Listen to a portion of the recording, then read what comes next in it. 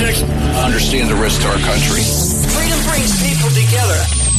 You're listening to the We Are Libertarians Network. Learn more at wearelibertarians.com. Welcome to We Are Libertarians, episode 349. My name is Chris Spangle, and I am here with a bevy of guests. We're going to talk about domestic violence. Yes, we're kind of taking a diversion from our normal programming, and I'll explain why we're talking about it in just a moment. Our good friend Miranda Barnett is here, and she's back. Miranda's back right after this. Warning, this show is for adults, produced by semi-adults, so the language is sometimes strong and offensive. I don't know what I said. Welcome to We Are Libertarians, where our goal is to help you sound smarter while talking to your friends. We examine current events from a libertarian perspective while treating modern politics with all of the irreverence it deserves. There has been lie after lie. We toss out the screaming heads, put people before political parties, and give context to the news to make you think. Now, here's our host, a 15-year veteran of politics and media, Chris Spangle. All right, welcome to We Are Libertarians. My name is Chris Spangle, and this is episode 349, recorded on March 26, 2019. And we're just going to jump right into it tonight. Harry's not here. Harry normally, this is a series that we have called The Cost, where we talk about more serious issues, and Harry just can't take it. He told me last week, he goes, nope, I love Miranda. Tell her I said hello. But so that's where Harry is this week. Now, I watched Surviving R. Kelly, like probably a lot of people did. It was on Lifetime, I think, and I watched it on Hulu. I don't know what cable is anymore. And I think having been concerned with domestic violence as an issue of both the heart and law for a very long time. Obviously, if you listen to episode 141 of the show with Amanda and Amanda's story, that's really when I discovered the massive issue that nobody really talks about. And so I've always wanted to talk about it. And so when I watched Surviving R. Kelly, I thought, wow, anybody with a daughter or even a son should sit down and watch this when they become a teenager. And I wanted to do a show. So I had, now listen, I'm going to be honest with you both. I am terrible with names. Everybody that listens to this knows. So if I say your name wrong, please correct me. But first and foremost, Miranda Barnett's back. How are you, Miranda? I'm doing great. How are you? I'm doing really well. It's so nice to see you. You look lovely. You look great and healthy. And finally back to being healthy and living a normal life again. It's very good. So Miranda's World was the podcast that we did together for a long time, and we've been close friends for a couple years. And so I'm glad to see that you're healthy. We're going to kind of talk about your story tonight and kind of annotate it, I guess. And we're joined by Lael. Yep, that's right. It's Lael, like Gail with an L. Lael Hill. Yeah. And then also Shaughnessy Terrell. Terrell, but you know. Terrell. That's the one I messed up. I know. You got Shaughnessy. All right. He had to mess it up somewhere. Yeah. So why don't you go first, Lael? You and I met on Facebook somehow, and because I'm a libertarian. Are you really? Okay. Yes. Okay. Woo! Sometimes. That's okay. I'm kidding. We're not all perfect. That's libertarianism at its finest. And so, tell us a little bit about your background and then what you do now. Yeah, thanks. Well, I'm super excited to be here, and thank you so much. I think you care so much about victims, violent crime, and so I'm just totally honored to be part of this podcast. I have a background in social work.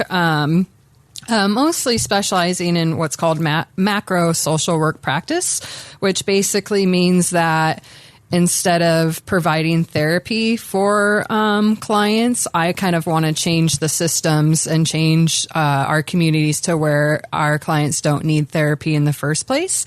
And so I do some lobbying, and I work with legislators to really improve the environment that my clients or communities as a whole have so that they don't have to seek out social services. So that's sort of what a macro social worker does. But I do direct services at the micro level as well. Explain that.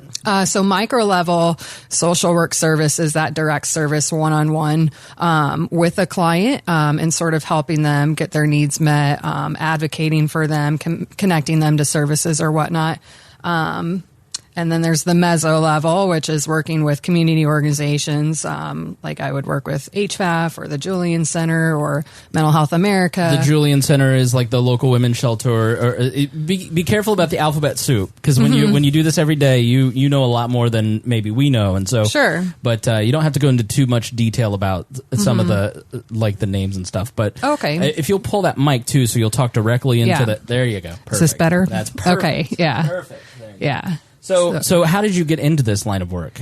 So I was working on with victims of traffic crimes. I was working for anyone that was impacted by impaired driving and underage drinking. And I was before I started working in traffic crimes, I did mental health and child welfare. But traffic crimes really brought me into the criminal justice system and into criminal court. And I had firsthand seen the impact on families and communities really as a whole that crimes had on people. And so I really developed my calling there with working with crime victims. And then I started to look at how I can also serve victims of homicide and domestic violence and sexual violence, and not just serve them, but really honor them as a population as a whole. Because what I was seeing is that in the criminal justice system, and as Shaughnessy can mention, is that it's a two-party system, meaning that you have the state, which is represented by the prosecutor, who represents the state, and then you have the accused, which is represented by a defendant. And victims are not considered a party, and they are sometimes considered a witness, but they don't have really a right or a say that when it comes to sort of balancing those scales of justice with the rights of the constitutional rights of the defendant. So it gets really hard. Right. And oftentimes a victim coming out of this doesn't have the financial resources because they're coming out of a situation where the spouse or the partner, and let me just clarify, this is not going to be an F-Men session, because men are victims of domestic violence too. We're going to talk about men who are victims of both sexual and domestic violence along the way. And I will say that if you are I hope that everybody will listen to this, and I know that it's going to be heavy because there are people that are in your life that you may not understand that are victims or going through something or maybe on the path towards something, and this is an episode that can help you see the warning signs, and that's what we're going to really focus on, are a lot of those milestones. So you, as a parent, a person out in the dating world, on either side, either male or female, what are some of the warning signs of slipping into this kind of relationship, and then how do you get out of it, and then how do you heal from it? And we're not going to discriminate. Not all domestic violence is men against women. Now, obviously, it's a large portion of it, but we'll talk a little bit. A large part of what's reported. Exactly right. Yeah, because men don't want to look weak, but I mean, you were telling me off air, as your work, you're kind of a person who is guiding them along that path, and you did a protective order for a man, for instance. Yeah. So a lot of your work is kind of shepherding people through that process who may be getting out of situations where they don't have access to resources. Is that a fair way to sum it up? Absolutely. It's a lot of crisis intervention work too. Basically, how can I help you in this moment to get you safe? Yeah. Right. So how can we save your life at this moment, get you a protective order, get you into a shelter if needed, and then we'll work on, sort of all the other needs that they may have regarding to housing or paying off the medical bills that are a result of the crime, things like that. Right. Okay. And then, Shaughnessy, what is your background? How did you get into this work, and what do you do now? So I'm currently the Domestic Violence Sexual Assault Resource Prosecutor for the Indiana Prosecuting Attorneys Council, or IPAC. Prior to coming to IPAC, I was a deputy prosecutor for several years, where I focused on sex crimes with both adult and child victims, child abuse with serious bodily injury or death, domestic violence, and then for the last 2 years, I was the human trafficking prosecutor. So I took all of the human trafficking cases in this county. And so what I do at IPAC is I travel across the state and I train law enforcement officers, prosecutors, probation officers. I don't know. That's how I met Layla, actually, was I was presenting somewhere and she was in the audience. So all kinds of different audiences, whomever wants any kind of training in those areas, to train sexual assault nurses a lot. So we do that. We work with the legislature to try to enact bills or laws that will benefit victims of crimes, and take a lot of support calls from prosecutors around the state when they're in trial, things like that, to try to help them do better, and provide a lot of trainings, trial advocacy courses, things like that. Okay.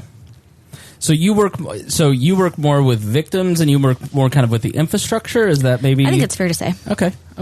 I'm not as much in the trenches as I used to be. Okay. Is it just really hard work, and you just can't?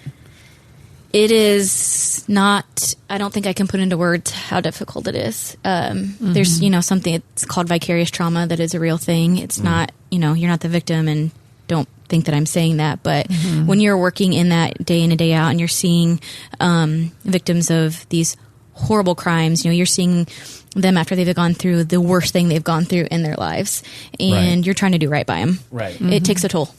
Yeah, I cried the other day to my husband.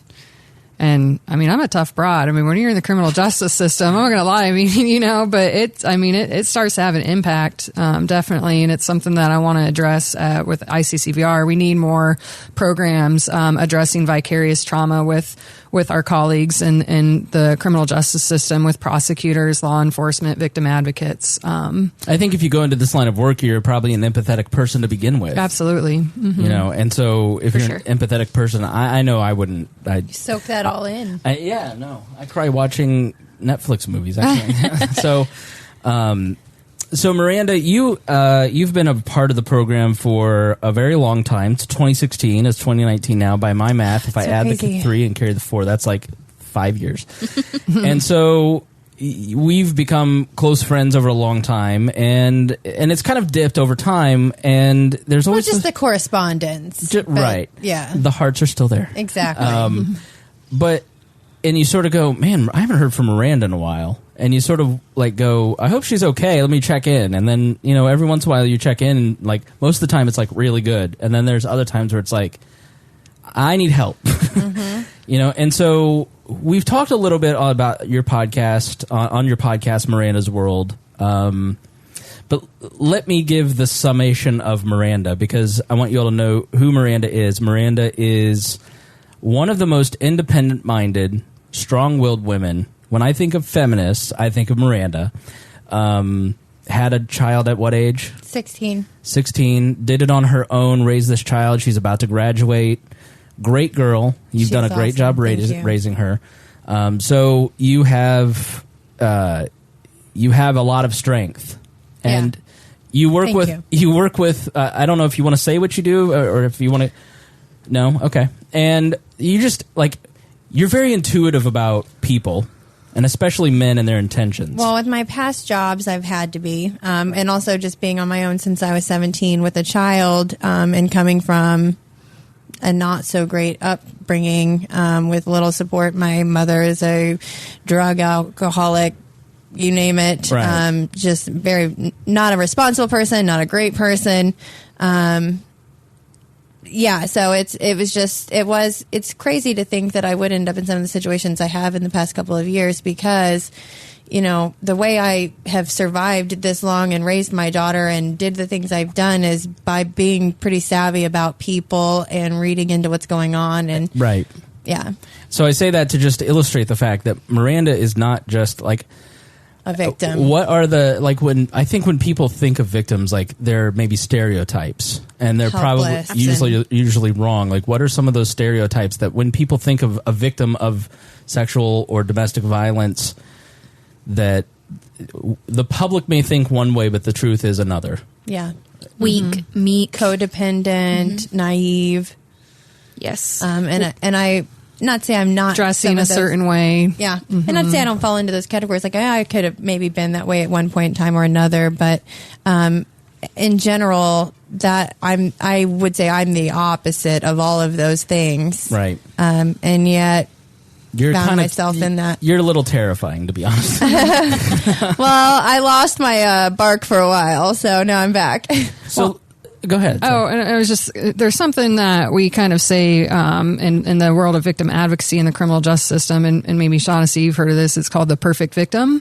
Does not exist. Right. Yeah. And so the perfect victim is normally portrayed by Hollywood and media and in the movies, where it's typically a woman walking down an alleyway, and they get violently raped at gunpoint, and they fight the offender off, and they act, all badass and tough, and that's just not reality at all. And unfortunately, our statutes are written kind of, I think, and maybe you can, our definitions of rape are written sort of to support that perfect victim, when in reality, victims are everyday women and men and children, and they are usually victimized by somebody they might know and an acquaintance, and they really freeze when they're assaulted because they're surviving and they're surviving that moment. So I just wanted to touch on that about what victimization might look like. I want to take a moment just to touch on partner rape, because I think when we think about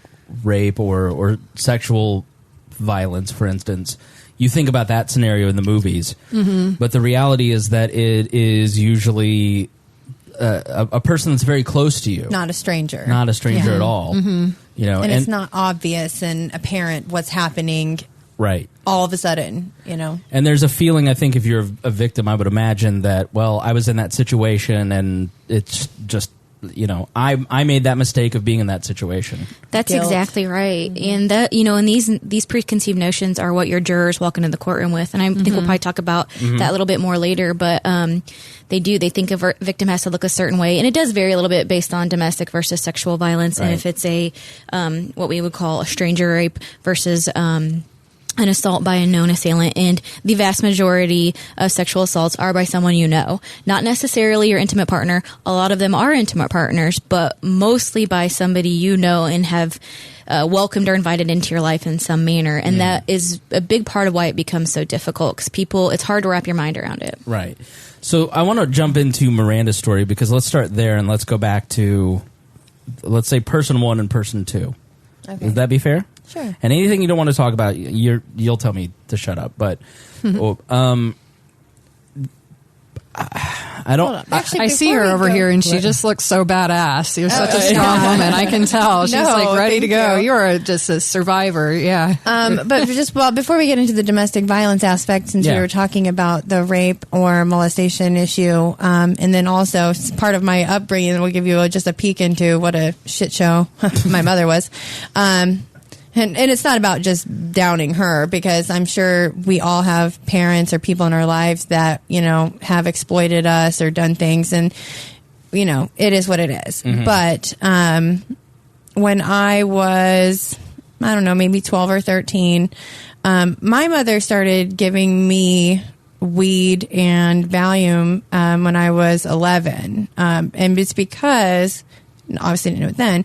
I didn't ask for it. I didn't know. I was just a kid. But she had moved back in with my grandparents where I lived, and she wanted to do crack and do whatever she wanted, and basically get me A, out of her hair, but then B, kind of, and in a way, like a underhanded blackmail situation of like, I know I'm doing something wrong, so if I caught her, if I knew something, I wouldn't necessarily just go out and say it to my grandparents. So there was a guy that lived in our neighborhood. Again, who knows how old he was, obviously at least in his 20s. But he had, he's a drug dealer, obviously. He had like a big Tahoe with like TVs in it and blah, blah, blah. And so one day I was riding around with him smoking weed, and he forced me to perform oral sex on him. And I was really high. I was a kid, and I was just really high, and I was just like, I did say no, and I didn't want to do it, and he did make me, but yet he didn't put a gun to my head. There's just all these things. So when I got home, I just was very kind of confused and in a weird state, and my cousin, asked me what was going on. I ended up telling her. She's like, no, this isn't right. So she tells my grandmother. My grandmother calls the police, make a report. My mother, at some point later, comes to me before like any kind of court date or anything, and tells me that, she talked to her lawyer friend, and it was going to cost a lot of money, and that I was going to get in trouble because I was smoking marijuana with this man. So I was going to get in trouble for that. And just all these other things, and told me to retract my statement because it was in my best interest. And so that's what I did because I just had no clue. And, looking back, it's just like, wow. And that's because she was either buying or selling drugs to this guy. So who knows if he threatened her or if it was just in her own self-interest to do it. But, just again, where it's like victims feeling that shame or, just not even knowing, it was just a very weird situation for me. First of all, I was doing something I shouldn't be doing. So there's that. And then there's also the fact of, I was a wild teenager. So, I don't know, just all these things that they pitted against, or she pretty much pitted against me in my own mind. Right. So when you two hear that story, what I saw you shaking your head, Shaughnessy, what was coming to your mind? Well, actually, that behavior, that is abuse, what your mom did to you, and that method is something that we see abusers doing to their victims a lot of time, especially in domestic violence cases. In domestic violence, it's about power and control and keeping that power and control and the different ways by which you do that. Mm-hmm. And one of them is we see it a lot where they've done drugs together or something like that, and then they'll threaten their victim with, we smoked crack together, and if you go forward with this, then I'm going to tell them that, and they're going to take your kids away. Yeah. So it's the same concept for you. I mean, except worse as a child because it's your mother, mm-hmm. and she's threatening you. Yeah. And so as somebody who's been in that, as a person who you worked as a prosecutor, correct? Yes. And so would she have gotten in trouble for smoking weed in that? Had she pushed the issue? Absolutely not. She wouldn't have. But that's what people think all the time. Right. And in cases where we have lots of sexual assaults of commercial sex workers. And so I had one case, probably the case I'm the most proud of ever that I got a conviction on, was the rape of a prostitute who was a heroin addict, and she was out prostituting to get money for drugs. And she was honest about it. And she owned it from the second that she walked in the door. And because of that, we won. If she had come in and not been complete, because everybody knew what she was doing, the mm-hmm. facts of that case were very clear. It was out in an abandoned house, and it was clear to anybody who knows anything what was going on. And if she lied about it, we would have been in trouble, but she didn't. I mean, consent versus non-consent. I mean, even if you're doing illegal activities, a lack of consent is a problem. Yeah. It's still rape. Mm-hmm. Right. But I don't care who you are. Sometimes even in your, the other person doesn't even have to say it to you or threaten you with it. It's sometimes in your own mind, mm-hmm. what you've done wrong, or, and that's actually a lot of reasons why my adult life, I have been pretty transparent with just about everything, because I never want to feel that burden for any reason, not necessarily a heavy issue like that. I don't want to feel that burden of what if the other shoe drops or somebody might have something mm-hmm. on me. That actually kind of will fit in, we'll kind of get into some of that when we get into person number one and some of the things that happened.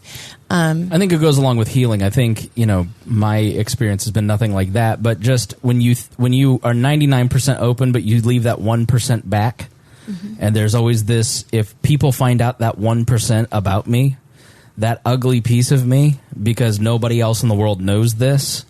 When you go to therapy and you talk about that 1%, all of a sudden nobody has power over you. Exactly. And you can't give other people that power. Right. And that doesn't mean you have to tell everybody all of your business, and I try to tell my daughter try to instill in her the same thought, is that, you need to, it's integrity. You need to be okay with your choices. It doesn't mean they're always right or good, but you need to know at the end of the day, you can stand up and say, yes, this happened, right or wrong, or whether you like it or not. Doesn't mean that's who I am now, but mm-hmm. that did happen, and it is what it is. Yeah. And that, It doesn't have any. Yeah. And, Go ahead, Lo. And I'm so sorry that you went through this. Thank you. I'm just going to add that there is a hotline for victims and survivors of both sexual assault and domestic violence, and we can mention it through the podcast just in case anyone may be triggered. The hotline for any survivors of sexual violence is 1-800-656-4673, and you can call that number 24/7 if you need to talk to somebody. And I'm just hearing your story. It's heartbreaking because from the social science of things is that you were victimized by the crime by the man, but you're also victimized by the child abuse aspect of your mother. And internally, you're thinking as a young kid that this is my mother and she's supposed to protect me and she's supposed to believe me. And that's why we always say now we should always, believe victims and survivors. And so there must have been, maybe you felt like some sort of abandonment from the person that was supposed to protect you. And so that could be trauma. But it wasn't really even until later because as a kid, you don't realize. I just thought what she said was what it was and That's your normal. moved on with my life. Yeah. How old did you said, because you said 11 and I was 11 when she first started giving me drugs. I see. Okay. But I was probably 13, 14 when it happened. But I honestly put myself in a lot of really bad positions. So the fact that was the only time that's ever happened to me is actually, I feel like a miracle in itself. I didn't have any supervision. My grandparents were really the only people that were disciplinarians. My grandpa died when I was 14. My grandmother, died right after 2 months after I had my daughter at 16. They were sick. They were, you know what I mean? And they did the very best they could. They raised me to be a great person. Like everything that is good about me is from them. But they also enabled her. And so that's, I was definitely victimized by her for quite some time. I don't speak to her anymore because I learned my lesson. I just can't do it. I refuse to be victimized and I can't have any level of relationship with her as that, but it's just kind of crazy to know that, it's like, it doesn't hit you until later in life, but it's like, oh, wow.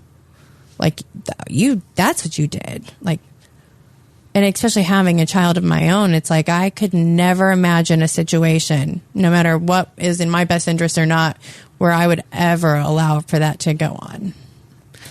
I want to talk about the role of parents, for any parents that are listening who are involved in their community and may see or family members who are involved who weren't strong enough in that moment to rise to the occasion. I think there's the surviving R. Kelly. You think about the parents who got their child involved with R. Kelly, but we're strong enough to protect them. And so there's almost that one set of parents who thinks that they can protect the child, and then there's obviously Miranda's mom who is involved in trafficking or child selling, or maybe intentional or unintentional, and I think people think that particular story only takes place in very poor areas. But when you talk about parents who are on drugs and basically prostituting their kids, that is happening in this affluent area of Indianapolis where we're at. And that is human trafficking. Yes. People, I think, often hear the term human trafficking, and it's a bit of a misnomer. Right. They think of the movie Taken or African slaves. Yes, the and children it's being I think that the statistic, and this may be an outdated one, but if it is, it's not too far outdated. I think 83% of sex trafficking victims in the United States are United States citizens, and the vast majority of those are our at-risk youth. It is teenagers, both boys and girls, but as we'll talk about more later, boys underreport even more than girls do. But you will see the same common themes amongst these abusers, whether it be sexual violence, human trafficker, domestic violence. They figure out what the vulnerability is, and they exploit it. And oftentimes it's financial stability and or love. And they figure out what that person needs, and they fill that void. And then, just like we talked about earlier before we were on air, it's not it's not day one where they're like, okay, a trafficker doesn't approach a victim and say, you're going to give 12 blowjobs today, and I'm going to take the money. And I'm going to punch you in the face. They don't tell you that. No, it doesn't work like that. No, they buy you clothes. They make you feel good. It's all called grooming behavior. Yeah. And I actually have seen a lot of that when I was a dancer previously. I was a dancer for a long period of time. And so it's still, and for that situation, the girls that were involved in that, I mean, it's really a sad situation, because if somebody else wasn't exploiting them, they were going to exploit themselves, because those people, they had a drug problem. And again, a lot of times, though, it starts with somebody that is somebody they trust, a boyfriend, a friend that gives them drugs to begin with. And it's all about that grooming, because they know that this person is going to then be addicted, and then they'll do this and this. And then eventually they're going to have that person filling a need for them, whether it's making them money or, buying drugs from them, or, just however they plan on exploiting that person. Let's talk about the concept of grooming. You hear about that maybe in terms of like you hear people who listen to the show may hear of like the grooming gangs in Islamic territory in London, but grooming happens all the time in both with children, with men or women in dating situations. Like, let's talk a little bit about that concept. What is grooming? What does it look like? How does it start? Because as we kind of talked about, as I've talked with a lot of my friends about this sort of stuff, it's like quicksand, but it's really slow sinking. And then 6 months, 9 months, a year in, it clicks. And then you realize you're trapped. So it really sounds like it starts grooming someone on the abuser and the abused.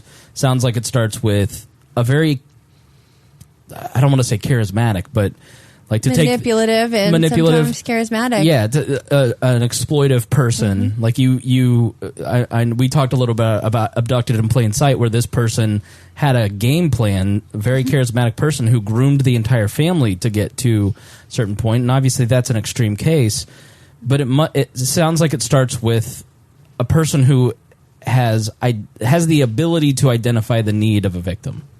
Mm-hmm. Yeah. Absolutely. So what grooming is it's getting them there. It's this process by which they use whatever means necessary to earn trust. Mm-hmm. And a lot of people are like, oh, they just groom the victim, but they don't just groom the victim, typically speaking. They're grooming everyone around them too, especially in a child sexual abuse type of scenario, because that's what they have. What I call it, they have mastered the art of manipulation, and they figure it out, and they become so trusted within that family, that community, by that child, that once it does come out, if it does come out, everyone's like, what? But him? No, have you met him? He's the nicest guy. I mean, how many news stories have you watched? And people have come out of the woodwork, neighbors, community members, co-workers, whomever, and are like, absolutely not. He would never do it. If you think about Dr. Larry Nasser, how many years did he get away with what he did? I think 20 at least. It's multiple decades. Yeah. So when we talk about some of those signs for people who are in that community or parents, what are some of the warning signs of that particular person, and then maybe that something might be happening? I mean, what are some of those first signs of trouble? Well, I mean, from my perspective, just based on my experiences and some of the training, and I definitely want to thank Tracy McDaniel from Restored, who is the City of Indianapolis sort of human trafficking social work expert, and she works directly with the victims. And so I've had the opportunity to hear her speak, and she's great if you ever want to learn more and reach out to her.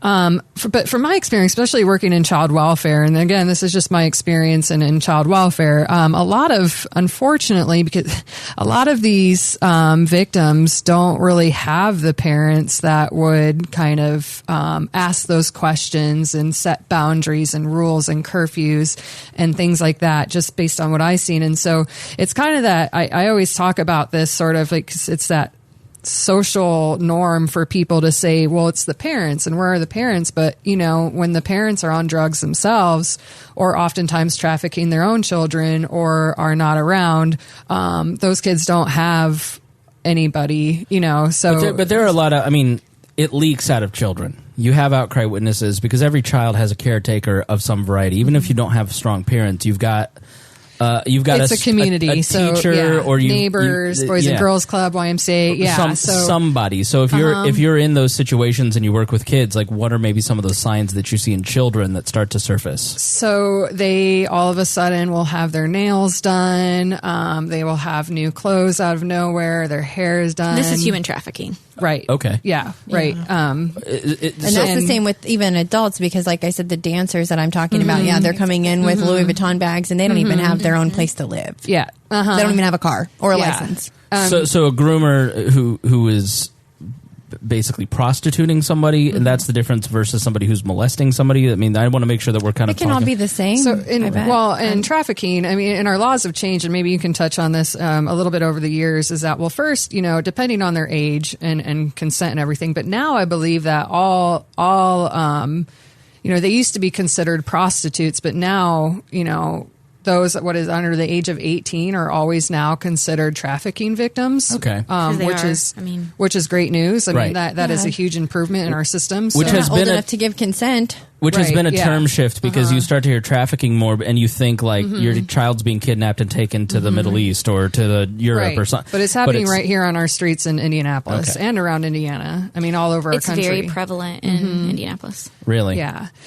And also, I mean, and what Tracy was talking about is that this is mind blowing that some of these criminals, these abusers and rapists and what do you call them, pimps, I guess, are putting tracking devices in their victims, like the same tracking device you would go to put your when you go to the vet and take your dog, and you're like, yeah, I want to, what do they call it, like a track, like a monitor, Like a chip. A chip, Yeah.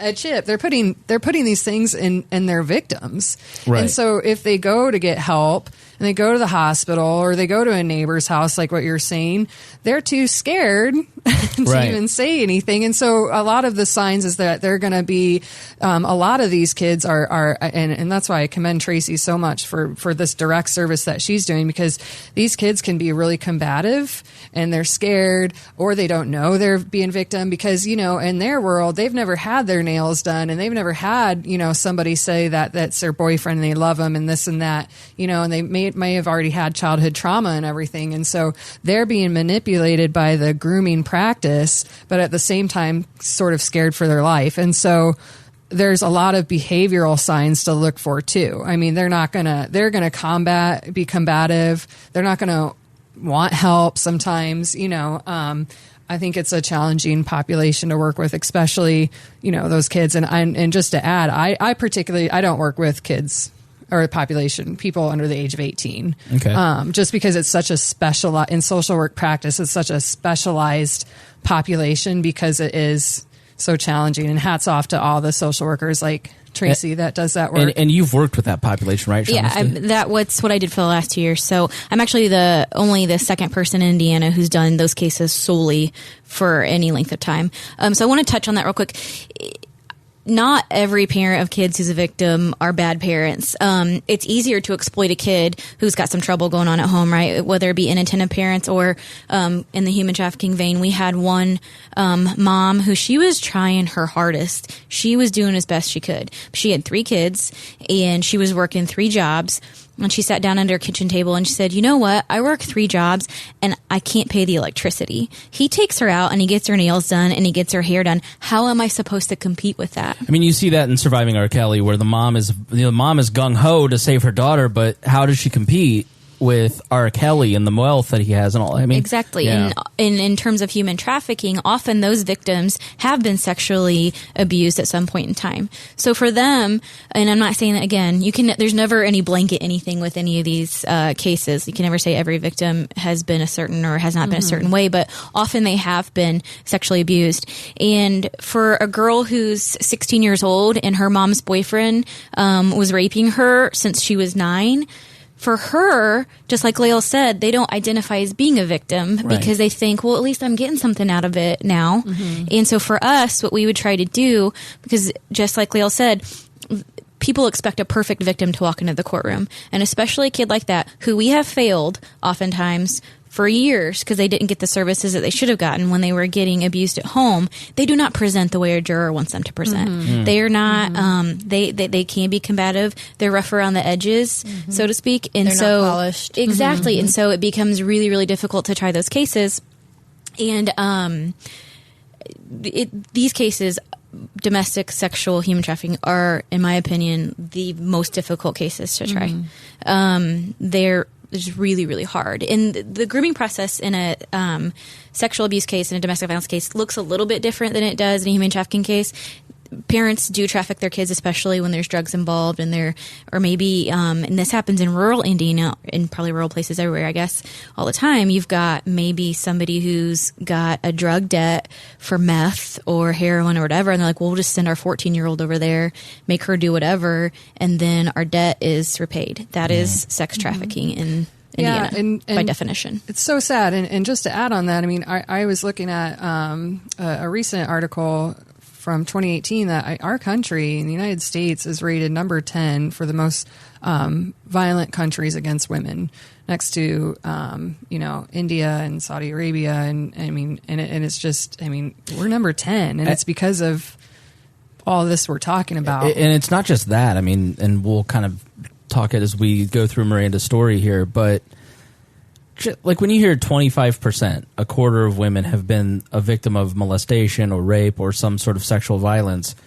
I don't buy 25%. Like it's much more. It's much more. I mean, there isn't a woman that I have ever come in contact with that doesn't have at least some very unsettling experience, if not all of them have lost their freedom at some intense moment in some way, or have felt out of control because of a boyfriend, a husband, like I will straight up punch a man if I hear wifely duties. Like if you ever listen to the show and use that phrase, you need to think about your behavior. We love you so much. I didn't realize that was a thing. And men, though, as we were saying earlier, men fall victim to all of those Absolutely, same things. And that I'm sure for the Me Too movement, I'm sure, and again, whether they perceive it a certain way or will say that they perceived it a certain way, every man can say the same thing. I mean, my husband has manly duties, but I mean, that's just because I don't know how to fix a car. Right. Yeah, everybody has their strong suits, Well, but it's I think, demeaning someone. I think Me for Too, it. and delving into this issue and having friends who've gone through it and talking to them about their experiences has been so great for me, because I just rewatched Married with Children, and I realized like how much of my view of masculinity and women and how much of it comes from that show. And that's funny. And so, sitting down with friends who have, or previous girlfriends who have said like, do you realize that this was a controlling behavior? This passive aggressive, like stop talking about the friend zone, like stuff like that. I think, it has helped me in that aspect.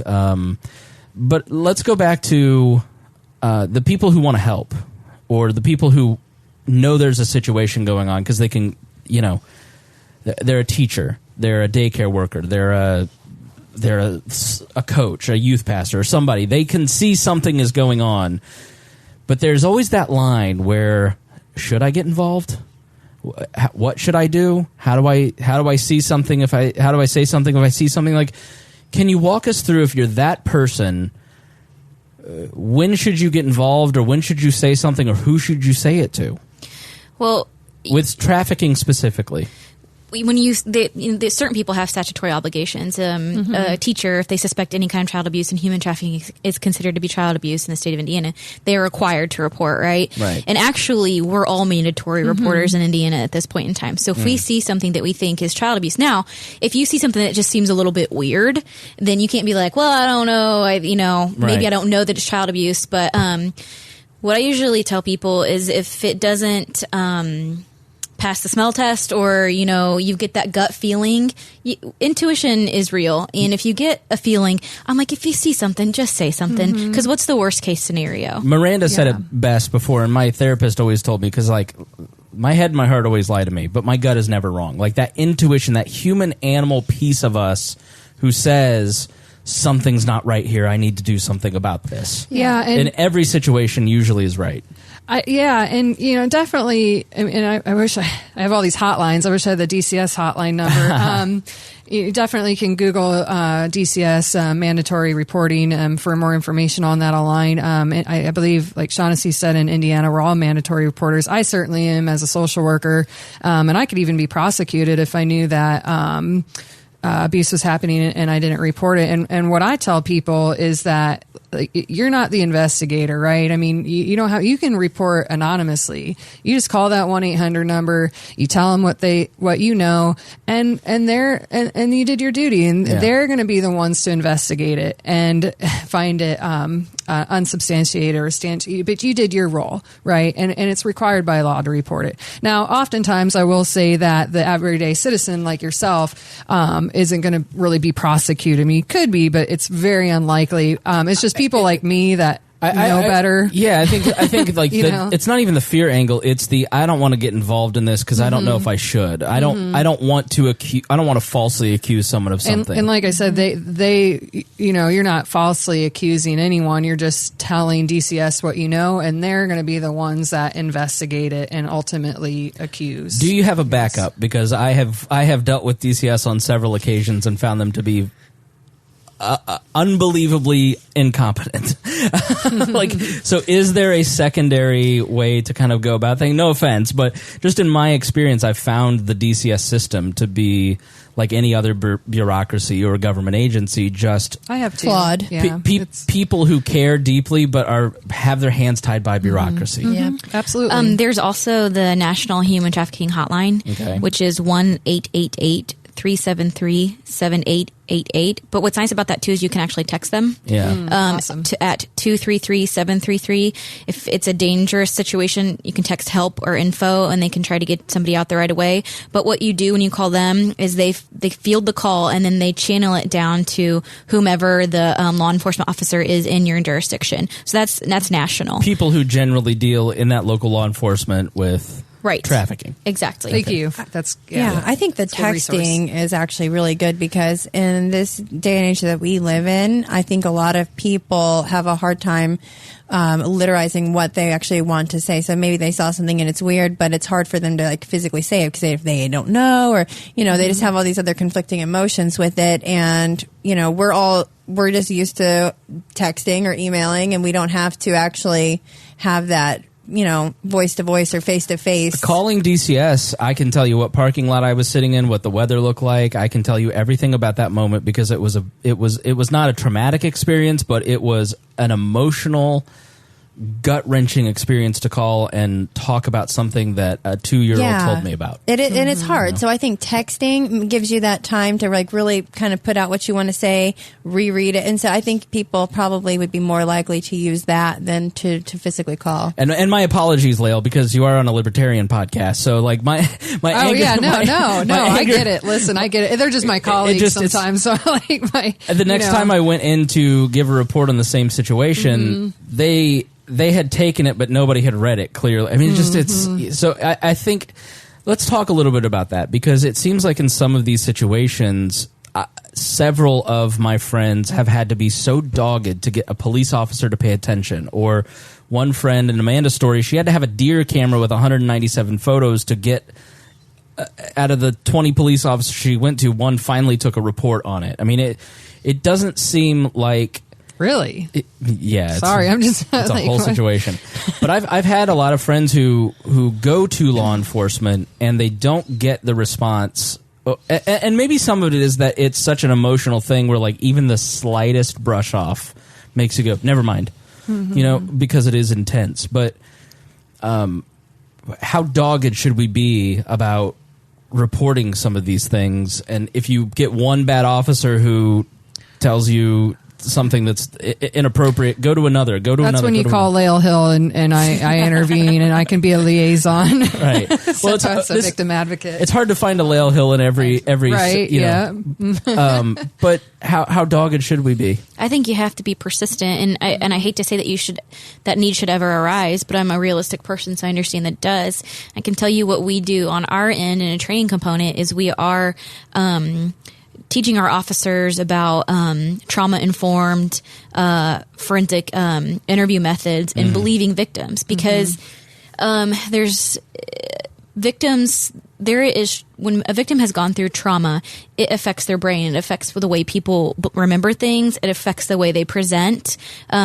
We talk to juries about this. Have you ever laughed at a funeral, cried at a wedding? Things like that. People, your demeanor is going to be different, and grief, just as trauma, presents in different ways. Right. So if a victim doesn't present exactly like you think they should, that does not mean that they are lying. And so we're trying to do a better job of making sure that our officers, from the street officers to the detectives to anybody who's going to come in contact with our victims, understands this. And so we're all getting better at it, I think, and we're trying to do a better job of that. I really do think that there is an increasing sensitivity to this issue, and I think the Me Too movement has really helped in a lot of ways. And things like surviving R. Kelly. I think so too, and I was thrilled when all this first started happening. But we as a society are a certain way, and there comes a point when we start to get desensitized to it. And I think the pendulum swings the other way, and it's going to get to a point where people are sick of hearing about it. And I am not, and I don't want anybody to think that I am. And I want to hear victims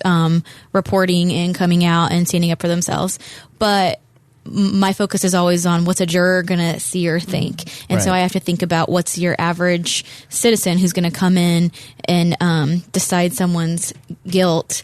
What are they going to think about those things? And that stuff really does affect jurors, and especially even more now with social media. I mean, we've seen politically what Facebook and Twitter and things like that. Everybody's more in the know about things, but are they also kind of less in the know because there's so much misinformation that is... Well, there's almost like a 2D quality to it. We talked in the last episode about porn and how, that robs you of intimacy, but you don't think about it because it's almost like 2D. It's like you're participating in it, but you're not participating in it. And so when you watch all the Netflix documentaries and you watch all the true crime shows, it almost starts to desensitize you a little bit. But I don't think you can ever discount sitting across from a Miranda telling the story and not have that emotion, Absolutely. So that's part of why we're doing this. Someone on the YouTube comments just said, I agree. I went to the cops about my abusive ex-husband, told them he threatened to kill me, and the cop told me, quote, don't break up your family over that. No help with possible sexual child abuse either. And so it is a real problem with street officers, to be frank. And this is a person that's commenting live. I'm so sorry that you went through that. I mean, what state are they out of? I'm not sure. And that's why it's so important to have a victims' rights organization like the Indiana Coalition for Crime Victims' Rights, because, and actually, I got to look at our statutes, but because I think it just says the prosecutor and like the judicial members of the judicial system have to treat the victim with dignity and respect. But that's a clear violation. Again, a libertarian podcast. Just because the law says something doesn't mean the cops are going to do it. But right. But to add on that is that right. And so, but there, I hope that they have a grievance procedure for her. And I know that the Indianapolis IMPD does. And so if a victim needs to report a grievance such as that, they can go on IMPD's website and report that. I personally think that there should be an unbiased, separate organization like Indiana Coalition for Crime Victims' Rights. That's a nonprofit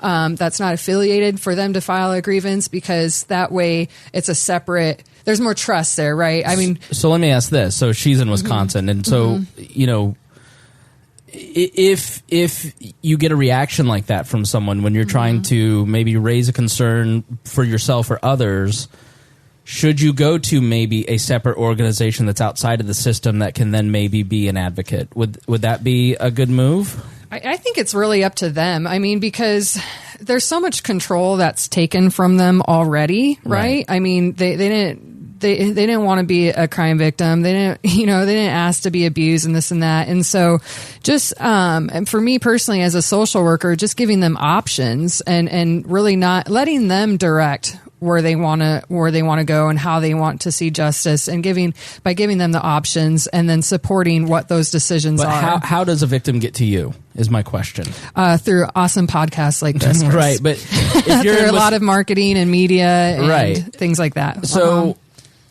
I don't mean to make the prosecutor uncomfortable about my anti-police rants, but well, I have something to add on that too. But okay. But if you're in that situation, from a prosecutor, like from a standpoint of prosecuting a case, is it problematic to to go to an outside organization?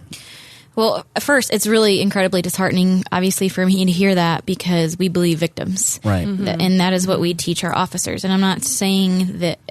I know this happens. One bad apple right. But it's versus also the 99. What's one person's personal beliefs. It's Right. like just, it's perception and it's, whatever. You just So can't that's have an what comes into organization of doesn't- thousands of people and not have some people who don't have empathy. And Exactly. so I don't mean to paint all police officers that way, but I do think that this is a common thread. I mean, I've had a friend who said, "Why didn't you just shake your boobs until he was outside the window? Like, why don't you shake your boobs to keep him around longer?" It is. Like, It's common, unfortunately. so- I hate saying that, but it is. Is that could that have worked? Probably, sure. but you If you shouldn't saw have someone to. physically out your window. But the thing is, your mind doesn't work that way. When you're in a scared situation, Right. you don't think. You're being hunted. Exactly. It's fight or flight. Exactly. They need to be held accountable and fired. Yeah. Right. But to answer your actual question, in Indiana, at least, we have the Indiana Coalition to End Sexual Assault, and they will advocate for you. So if somebody Amazing were in that organization. kind of situation, I would recommend here, at least locally or in the entire state, really, to call them. Every state has something like that, and they get federal funding, they get federal dollars to be in existence. So that would be a place to start. I mean, I know personally, it's just the way it works. I've had people in my personal life call me and say, "Hey, this happened. Can you help me?" And I get do. I make the call. That's one thing that I've noticed about every area of government, and having been around it for almost 20 years. The most popular person in town is a guy named Abdul that we have on the program a lot, because Abdul knows everybody, and so if you can find that Sherpa who will get you to the right person, Yeah. and that's sort of the part of just how government and bureaucracy works. So my ultimate point to those listening is that if you run into one roadblock, don't back down and just ignore it. Go find other people. If you find one unempathetic person, there's going to be an organization in your city, town, state that is empathetic and will help you get the right resources and help you get out of a situation. And so if you run into those situations, don't stop fighting. Keep going. Find the people who can help you. And, I know it's difficult, but one bad response does not mean that you should stop, that you should end there. Yeah, and are you familiar with 211? I'm not. It's called Connect to Help. So, and this is a nationwide number. So anywhere you're at, even if you're in a rural community, anybody can call 211 to get community resources and get some guidance on where to go when things like that happen. Yeah. But just to add on that, because I have to say this, because I am a huge supporter of law enforcement. And there are some bad apples but there's some good ones too. And Absolutely. I always use this agnology.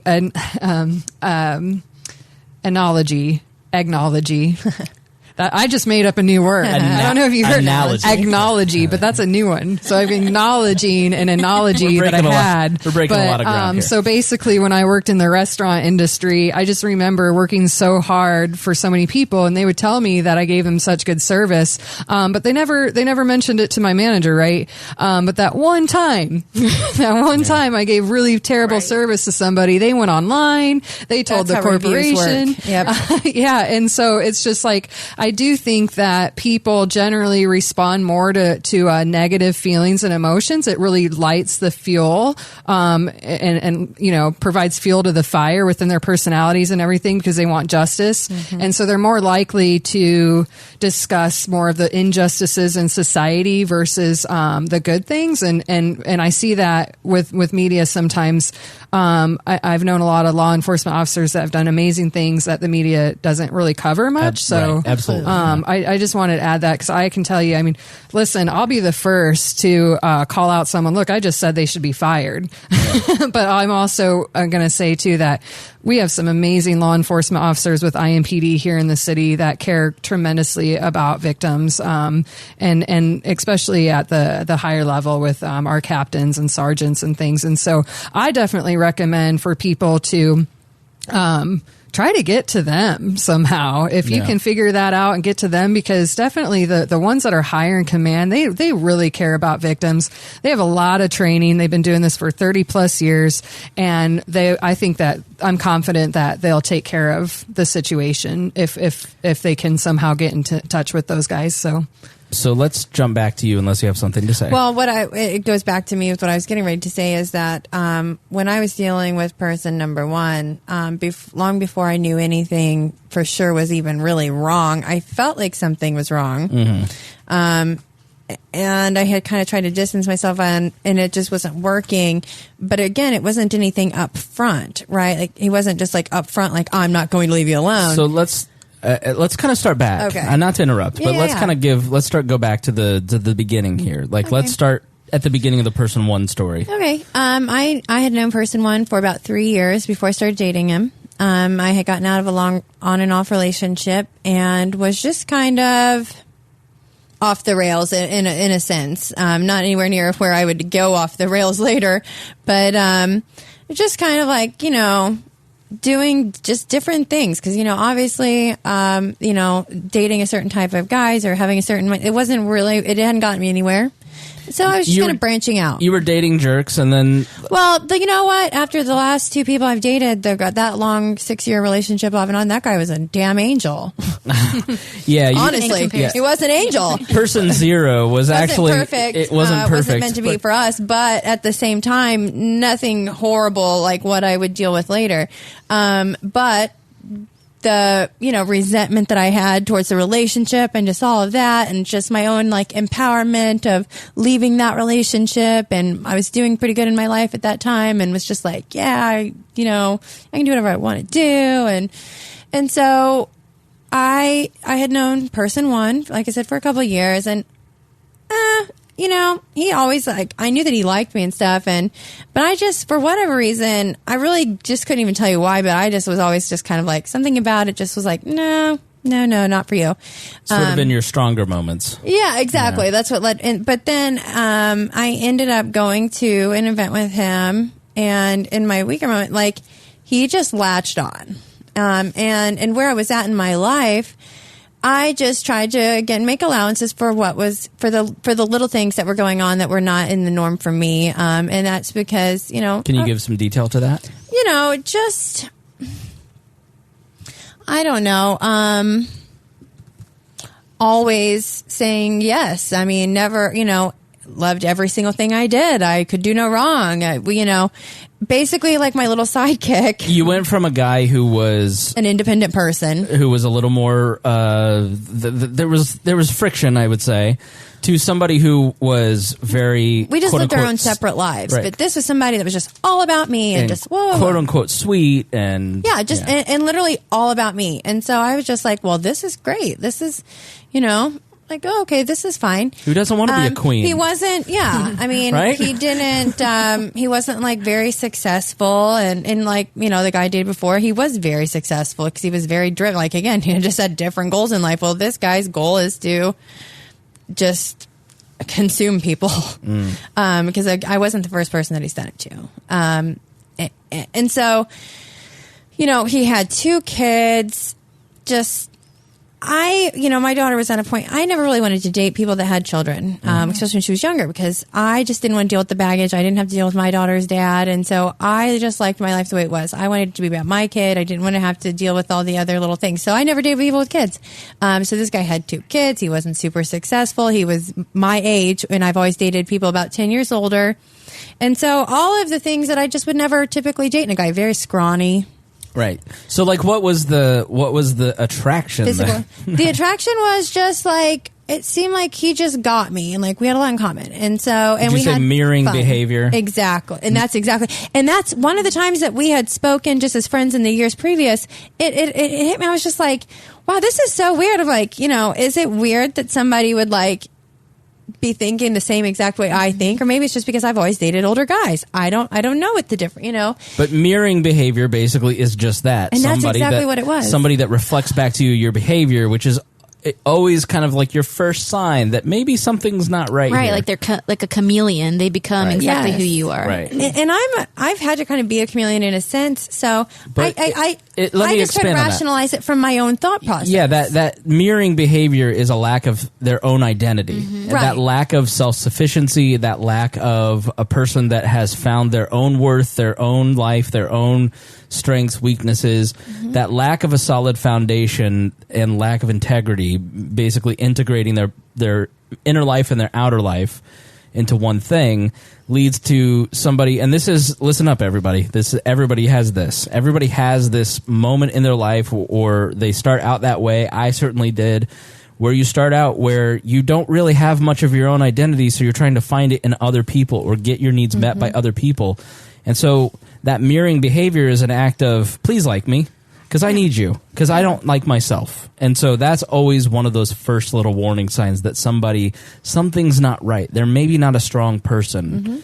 And so that mirroring behavior, I think, is a good warning sign. Yeah, you nailed it. Yeah, and I mean, I didn't know that Chris, term, but that was it. Background in social science. No, I was just very fucked up. And I did 4 years of therapy and hard time. I was like, oh my goodness. Twice a week I was you in there. You just taught me something. I'm like, wow. Yeah.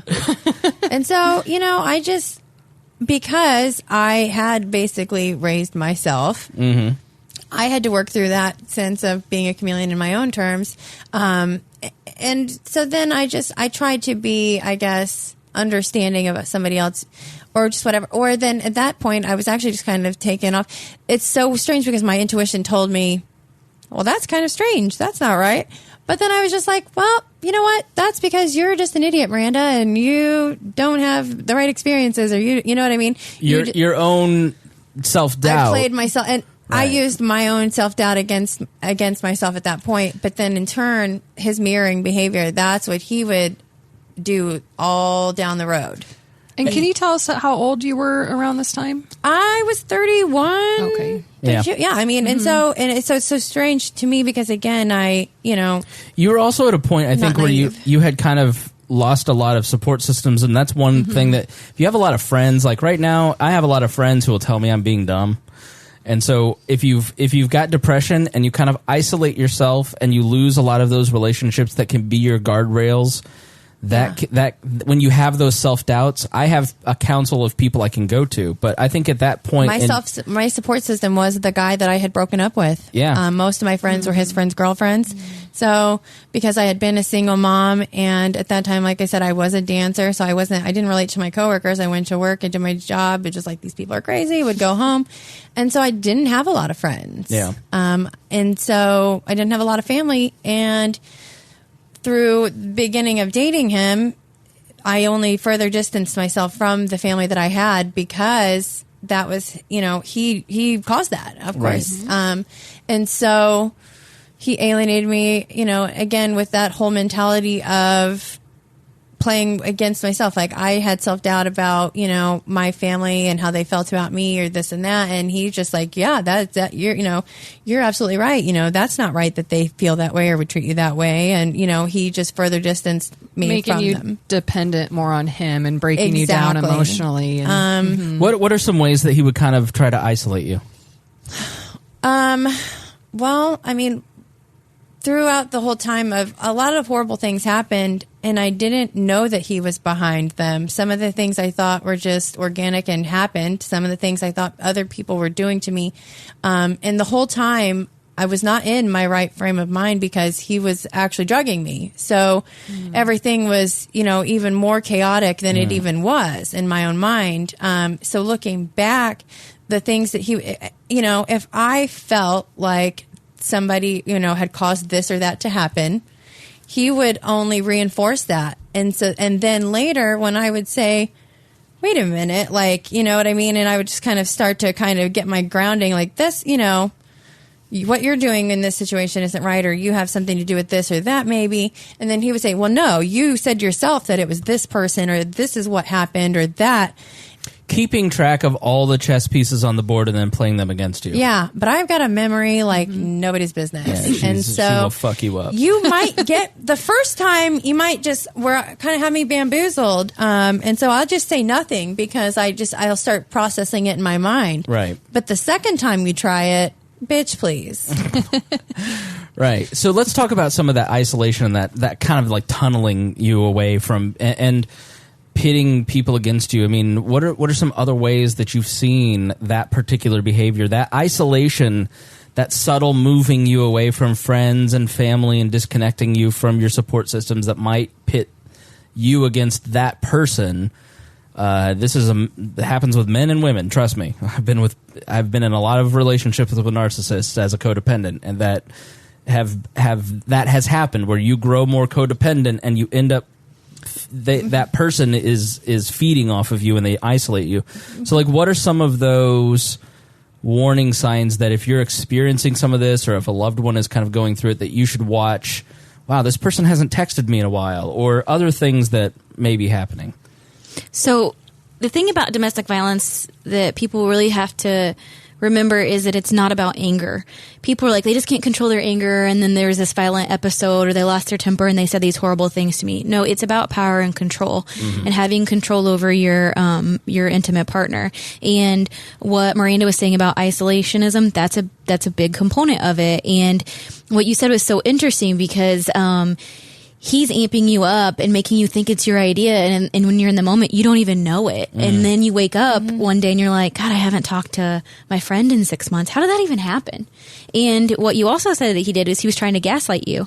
And that's when they recall something to you that's completely different than what happened. And even the people who have the strongest confidence in themselves and their own memories, it does cause you to think twice. You're like, is that how that went down? And for somebody who doesn't have that confidence in their recall of events, maybe they're like, oh my gosh, I guess he's right. And then they start thinking they're crazy. I mean, I've had, I've had friendships where the friend is almost a little jealous, or there's something there. And so they're always just kind of keeping you off balance a little bit. Exactly. There's always just planting a little seed of doubt, or just a little push in some direction. They want to be your everything. And then the second they're gone, you're like, why do I feel okay? And so I think in relationships, it's important to kind of notice that that person's like, I'm losing support, or gaslighting, I think, is one of the most, it comes from a movie in the 30s or 40s where the lights are flickering, the gas lights are flickering, and the woman is in a domestic violence situation in this movie. And she's like, why are the lights flickering? And he's like, they're not flickering. And so it's literally like what she can see with her eyes, what she understands in her mind to be true, he is making her doubt, and she begins to doubt it. I'm so impressed that you know the origin of that. Oh, yeah. He's educated me on some things, and I'm like, wow, I've been doing this for a long time. Yeah, it always reminds me of the Shaggy song, It Wasn't Me. I mean, because that's the same thing. She caught me on the counter. It wasn't me. Yeah. And, I just caught you on the counter, and you're saying, but that happens. I think did that a lot. It's a psychological abuse. And, Shaughnessy was talking about it's all about power and control. And in our community, in the domestic violence community, we have what's called the power and control wheel and the equality wheel. And definitely, if your listeners want to know about some of the warning signs, they can Google that. You just Google power and control wheel and equality wheel, and it'll pop right up. But the using isolation is on the wheel, and it says controlling. And I hate that this is gender neutral again, because there's a lot of women that are abusive and are abusers. So especially mentally or emotionally. Especially when it comes to power at power games, it may not be a physical thing, or there may not be sexual violence, but there is definitely it's a control thing because of their lack of self-esteem or self-worth. I've been guilty of that myself, and in much more smaller minor ways. Like, I can look back and think about how I was aware of my actions and behaved a certain way to get a certain reaction. Or listen up, if you're a parent to a teenager, think about all of our dating experiences when you don't understand the dynamics of power in a relationship and equality, or like, I think every parent ought to learn some of these. Google this and power and control wheel and explain it wheel to your kids. And absolutely. And the Domestic Violence Network is an amazing resource here in Indianapolis that people can reach out. They do a lot of prevention and go into schools and talk about this. But the isolation piece, and I'm sure as you tell your story, because I can tell you that abusers, I mean, they all have the same MO. I mean, they all have. I mean, it's literally when I go over this power and control. Yeah, when I go over this power and control wheel with survivors, they're like, "Yep, that's him, that's him." And the isolation piece is, controlling what he or she does, who he or she sees and talks to, what he or she even reads, where he or she goes, clothing. Limiting outside involvement, using jealousy to justify actions, and I think just that's, love you so much.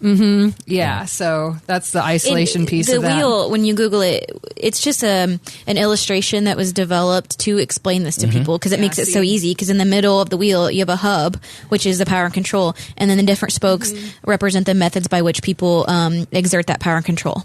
Yeah, so using intimidation, using emotional abuse, using isolation, minimize denying and blaming, using children, using male privilege, I'm offended, using economic abuse, using coercion and threats. Well, I mean, listen, using male privilege, I mean, obviously it's but the reality is there's plenty of I've been in situations where the female privilege has been used, and I don't mean sex. It can be that, but it can be many things. I can get on Tinder right now and find 5 new guys if you don't treat me a certain way. I think, I'm going to take your kids from you, right? And you will never see them again. Things like that. That's ways. And some of the stuff with person number 1, it's just funny. Like so something would happen. And again, I would have no idea that's even related to him. And of course it all was. But so something would happen and I would have one theory as to what happened. But I went through so much, and it's like, I'm an investigator. So it's like I would try to figure out what's going on and, so I could fix the problem or just whatever. And so then, a little bit down the line, like I might come up with a new theory, and you'd say, well, but you already said that it was this or that. And because she's trying to shut me down from trying to figure out what's going on. And then person number 2, because I had been through all that, I did behave in the most craziest of ways, and I don't really make any apologies for it. Some of it I think was just I was going through a lot. Some of it because I was not in my right frame of mind due to being drugged with rat poison for a year. Yeah, so there was a period of time where you thought maybe there was mold at work, or I thought somebody from my job had poisoned me. I thought there was mold. I had no clue. And I went medical. I went to the doctors. I went to hospitals. And when I look back, he was always there. Again, because of the tracking device on my car and because of the cloning of my phone, I was in, like, one day I woke up and I had this place on my face that had just erupted that day. I hadn't touched it. My lymph nodes were so swollen. And this is, months and months into the skin condition I had that I couldn't figure out. Your face was kind of peeling. My face was, I had just big, weird, like they're almost like cystic acne, but you pop them and like this weird white stuff would come out. And I had perfect skin before that. And so all these things were happening. My hair wouldn't grow, my nails wouldn't grow, everything, and I had no clue what was going on. So I'm trying to figure it out so I can fix the problem. And that day that I went to the emergency room, I'd already been to a dermatologist. I'd already done this. The dermatologist that he sent me to, and he went with me. So I'm in the parking lot of the ER, and he calls me. He's like, "What are you doing?" And we were broke up at the time, and but I was just like, it's almost like a Stockholm syndrome. I didn't realize I was a victim at the time, but at the same time, I felt bad for him, so I still talked to him and whatever. And so, because I was like, oh God, he's so in love with me and I don't want anything to do. So I felt bad.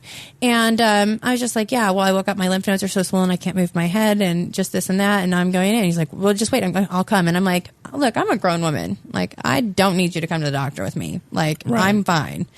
And he insisted, and I still told him no, and he still showed up. And what happened, again, I was in a very agitated state. You set a very clear boundary.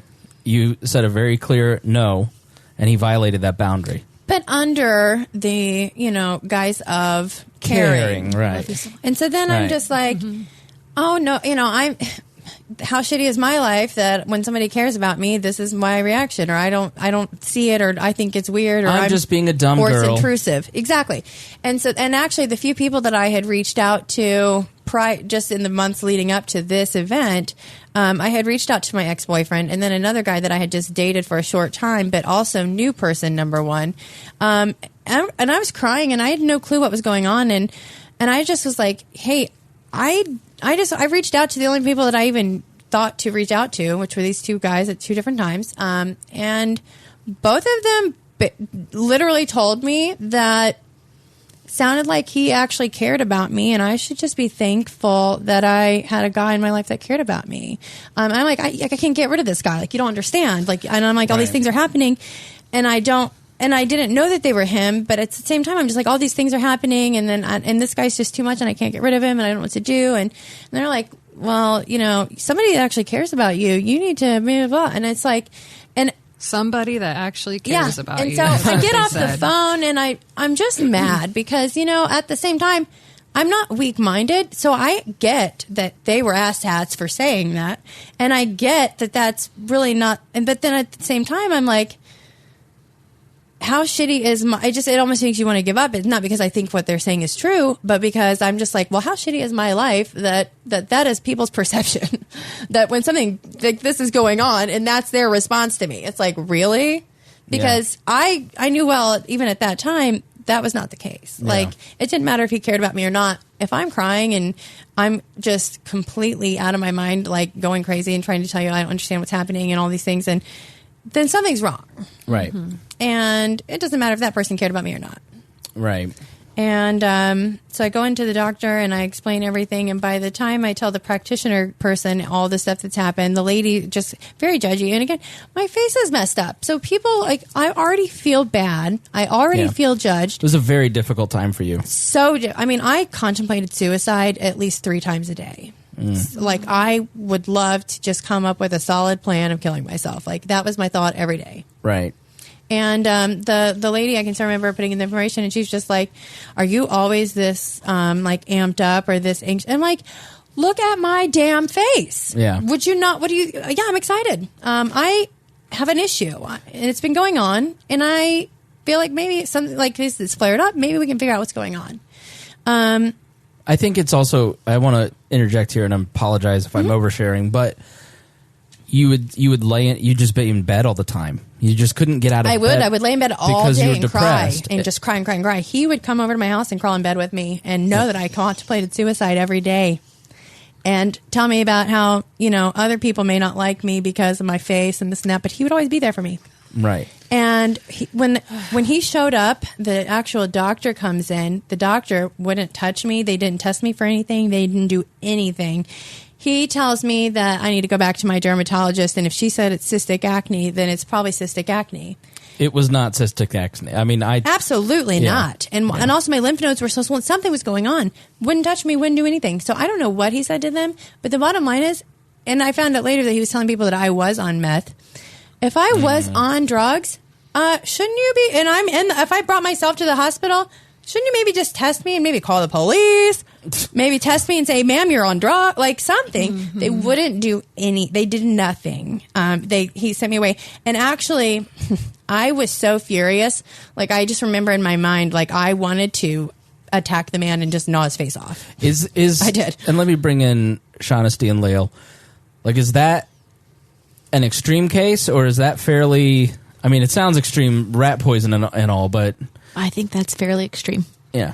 So, I mean, it manifests differently, right? So, some people, they're getting beaten regularly. It looks, there, like we said before, there are some things that you're going to find in every single case, but no case is exactly alike either. Right. Our friend on YouTube, my ex used to threaten to destroy my stuff if I was gone longer than 30 minutes.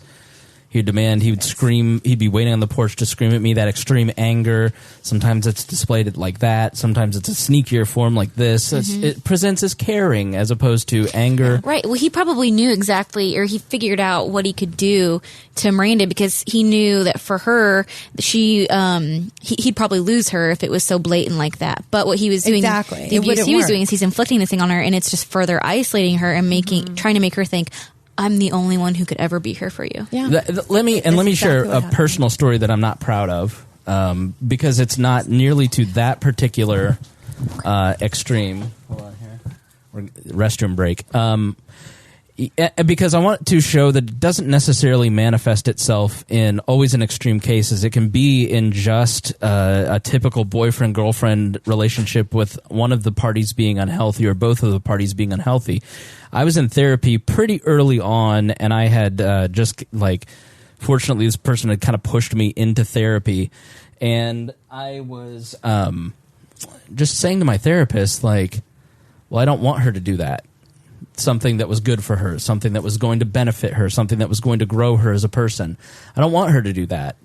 And she goes, why? I said, because if she does that thing, then she's going to get better, and then she's not going to like me because she'll be better than me. Essentially, she goes, "Did you just hear what came out of your mouth?"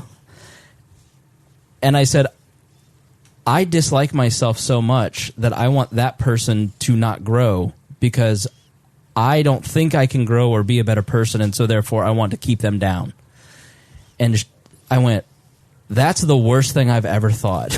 I mean, it was just a moment of realization where I did that work, where I think if you've listened to this program for any length of time, or Miranda can tell you as a close friend, like, I'm not the type of person who is an abusive person, or Oh, not at all. Like when my ex-wife, in your typical divorce squad, like, what happened? Well, he was abusive. Like 3 friends laughed in her face when she said it, just because I'm Winnie the Pooh. But like, I still had that in me because it was such a tremendous lack of self-worth and such a lack of my own identity that I had to, and I didn't want to do the work to get better because it was hard or scary.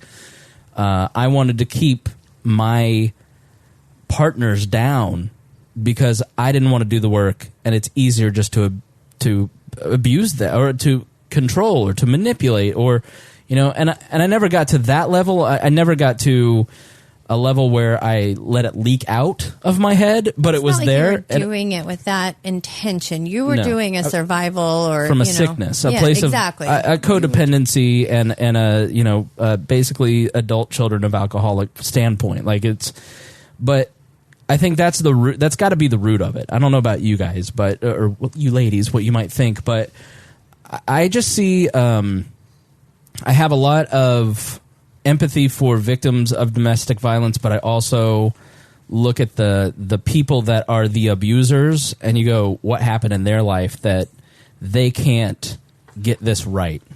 I mean, what are some common themes that you've seen in the people who perpetrate domestic or sexual violence? I mean, I think you bring up a really good point, and one of the things that we teach young prosecutors who do these cases, specifically domestic violence, is that justice may look differently in a domestic violence case than it does in other cases. Because what's the end goal?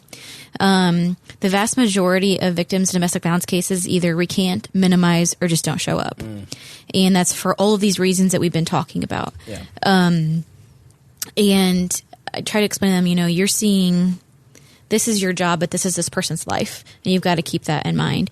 And what is your victim's goal at the end of the day? They just don't want it to happen anymore. They want them to go away. They want to stop the hunting. They either want them to go away, or they just want them to get better because they still want to be with them, but they just don't want this happening. So I'm like, you have to take that into consideration and figure out how you're going to proceed with your case. Yeah. Is there programming that you can get that person into that perhaps will make it so that they don't do this anymore? Yeah. And the big thing, and I teach this to police officers as well, is that kids who come from homes where there is violence, or have you guys ever heard of the adverse childhood experiences scale? It's like 10 questions, I think, and if you're 4 or above, you are much more likely to be involved in the criminal justice system, either as a defendant or a victim. But it actually goes beyond that. You're much more likely. It's crazy because it's like health concerns that you wouldn't necessarily attribute to childhood trauma, but a lot of our offenders, both male and female, come from homes where it happened, and a lot of the victims come from homes where it happened. Now, again, I'm not saying every single one of them is that way, but I think it repeats. It's cyclical. It's generational. I think her preteen experience, I've heard from a lot of friends that like being molested or being abused at a younger age sets you up at a later point in your life for re-victimization in a different or similar way. Absolutely. Yeah. Once you're victimized, you're way more likely to be victimized again. Because people are like, oh, this didn't happen. She also, no, this happened before. No, it's actually more likely. That's Yeah. so crazy. And I, when I meet with victims, especially of domestic violence, I really want to let them know that this is not their fault. This has nothing to do with them. That these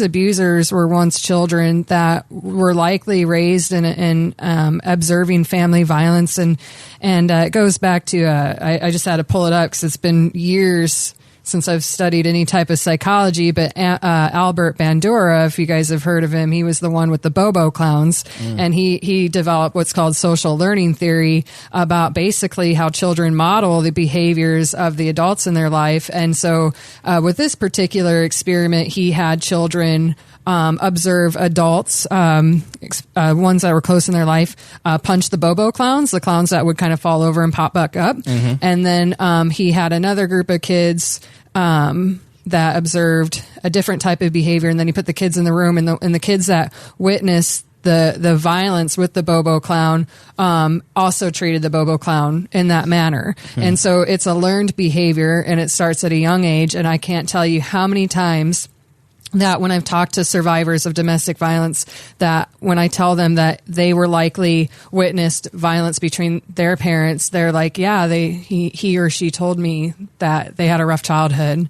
And you know, if you really want to get in the mental health aspect of it, they develop what's called in the mental health world access to personality disorders. Which is, you know, your sociopaths, your narcissistic personality disorders, sometimes borderline personality disorder. Those all come out of child abuse and neglect and witnessing family violence. And so it really is a personality disorder in a lot of the profile of a lot of these abusers. And speaking of that, and I just wanted to add, because we mentioned, you had mentioned that you had contemplated suicide. So I definitely wanted to put that hotline on here. I think that's really important to note, because survivors, you didn't just survive the violence and the abuse, but you had to survive the PTSD and the trauma. And you know, there's, unfortunately, we just seen with the Parkland secondary survivors, 2 people that took their life. Newton as well. Yeah. And so I wanted to pull up that hotline for anybody that has dealt with trauma and has ever experienced suicidal ideation. There's help for you. There's definitely hope. And please call this number. It's the National Suicide Prevention Lifeline. It's 1-800-273-8255. That's 24/7. So you can call that anytime. So I want go ahead. Sorry. And then I'm going to segue into what we just wrote about. Yeah. So just to jump into that, is the thing is with people, I don't have an answer to what I'm about to say because it's an issue. But, you know, when I was contemplating suicide every day, I mean, I knew there were resources out there. I didn't want them. I wanted to die. So that is, I guess, really what, you know, I guess it comes into, you know, having people in your life and noticing that with people in your life and just hanging in there with them because they aren't going to necessarily reach out when they're in that lowest place. Yeah, I mean, I've talked about my own struggles with suicide in the past, and for me, it's always 2 steps forward, 1 step back, but as long as you're moving forward, that's what matters. Taking care of your emotional, physical, spiritual, mental life, you know, focusing on your social relationships, making sure you're getting exercise, going to the doctor.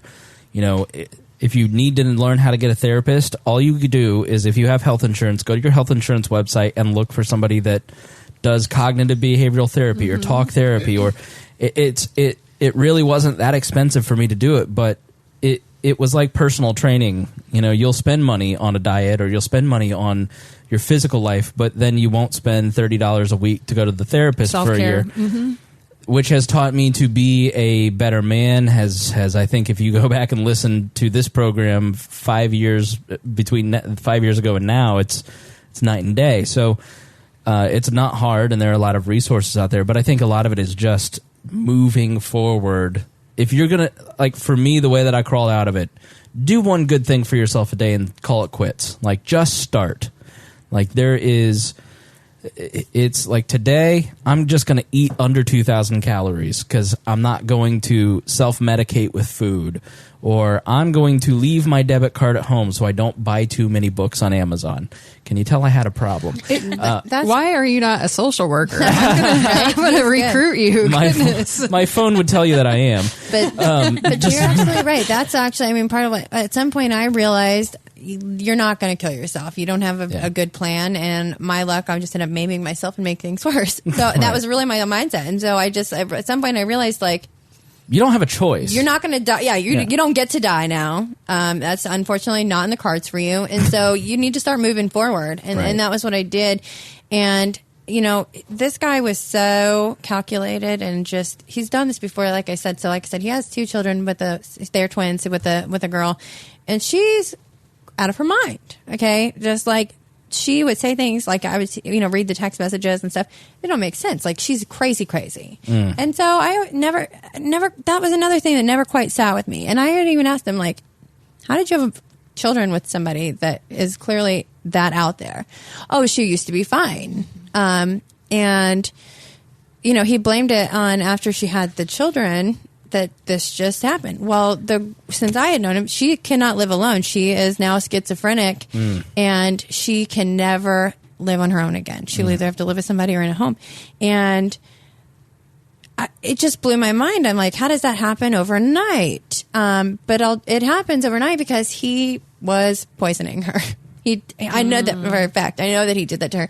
And it's called drug-induced psychosis. Exactly. And she has an irreversible psychosis. This has a term? Yeah. It does. She has an irreversible Remember, psychosis. I have experience in mental health, too. That's just unfortunate that some things have terms. Some people can come back, and some people do have a fragile brain, and just there's various circumstances and she was one of them. And now that I've been through what I've been through with him, I know for a fact he did it to her. But I also, going back to learned behavior, his mom had to have a kidney transplant 10 years before. And then as right at the end of my dealing with him, she was rehospitalized. And all of the symptoms that she was rehospitalized for, and I don't know how she is now, or if it looked like she may never be able to live out of the hospital at this point. And it was not related to her kidney that she had. But there was internal bleeding they couldn't identify, and they were all actually long-term effects of being poisoned with rat poisoning. Wow. And so I feel like this is not, and there was other behaviors from his dad that just, they struck me as weird with the whole, and I was like, wow, these are people that are college educated, and how could he be so naive about this or that? But it's because I feel like he probably did that to his mother as well. I mean, Shaughnessy, going back to there's no perfect victim, like, we're walking among successful people that may be engaged in this behavior. I mean, talk about... Well, they are probably successful if they're smart enough to keep doing these things and get away with it. Right. Well, and that's a good point, because it's the flip side, too. There's no perfect victim, and then people look at a defendant, and if the defendant doesn't look the way that they think that they should look, this is majorly, oh my gosh, so prevalent in both sex crimes cases and domestic violence cases. They're like... He's so smart. I had a case where a guy was good looking. He had nice suits. Brock Turner. Yeah. He was a smooth talker. He was a great guy, because you have to remember with those jurors in a sex case or a domestic violence case, you're not just putting the evidence in front of them. That's what you're supposed to be doing. And we tell them you are to look at the evidence only as it's presented, and not be considering anything else. But it's just not true. It's their entire worldview that you're looking at. And if a guy like that could do this to her, then that could happen to me too. Okay. And that is real hard for people to make that jump. Yeah. No, I think, and I see that kind of when I mention, like, if you talk about Kavanaugh on your Facebook, you sort of start to see the same names popping up, and you go, I wonder what's up with that guy, or you're a little too aggressively defending this particular behavior, or I don't know. I just think there is it's a much more prevalent problem than people might think, and nobody wants to talk about it. And if you go on a date and he works at a Fortune 500 company, it doesn't guarantee that he's not an abuser. I mean, it's again, it's not. We're not playing to type. Person number one was not very successful or anything, but again, part of like what kind of gave me a soft spot for him to begin with was, oh, well, you know what? He is a single dad raising these 2 boys. Got to deal with it's like, he's all, you need to just give him a chance. You just need to, Right. But it's like at the end of the day, he really wasn't those things he tried to portray himself as. Yeah. His parents had the boys most of the time. He really didn't have them very often. Creating a mask that you Exactly. project. It's a facade, and what is it? So maybe for some people, it is Mr. Successful who's got the good job, who's going to buy you nice bags and take you on nice vacations. Well, this guy, it was just a different facade, right? Yeah. It was, I'm a good dad, I'm a hard worker. I know I don't have a lot of fancy things, but I'm going to take care of you. I'm not like those other guys that you dated. I may not have those things, but I'm going to support you. I'm your biggest fan. I'm this, I'm that. Would never tell me no, even when, for instance, not last carb day, but the carb day before that, I literally got into a wet t-shirt contest where I was in nothing but basically my underwear on the back of a truck.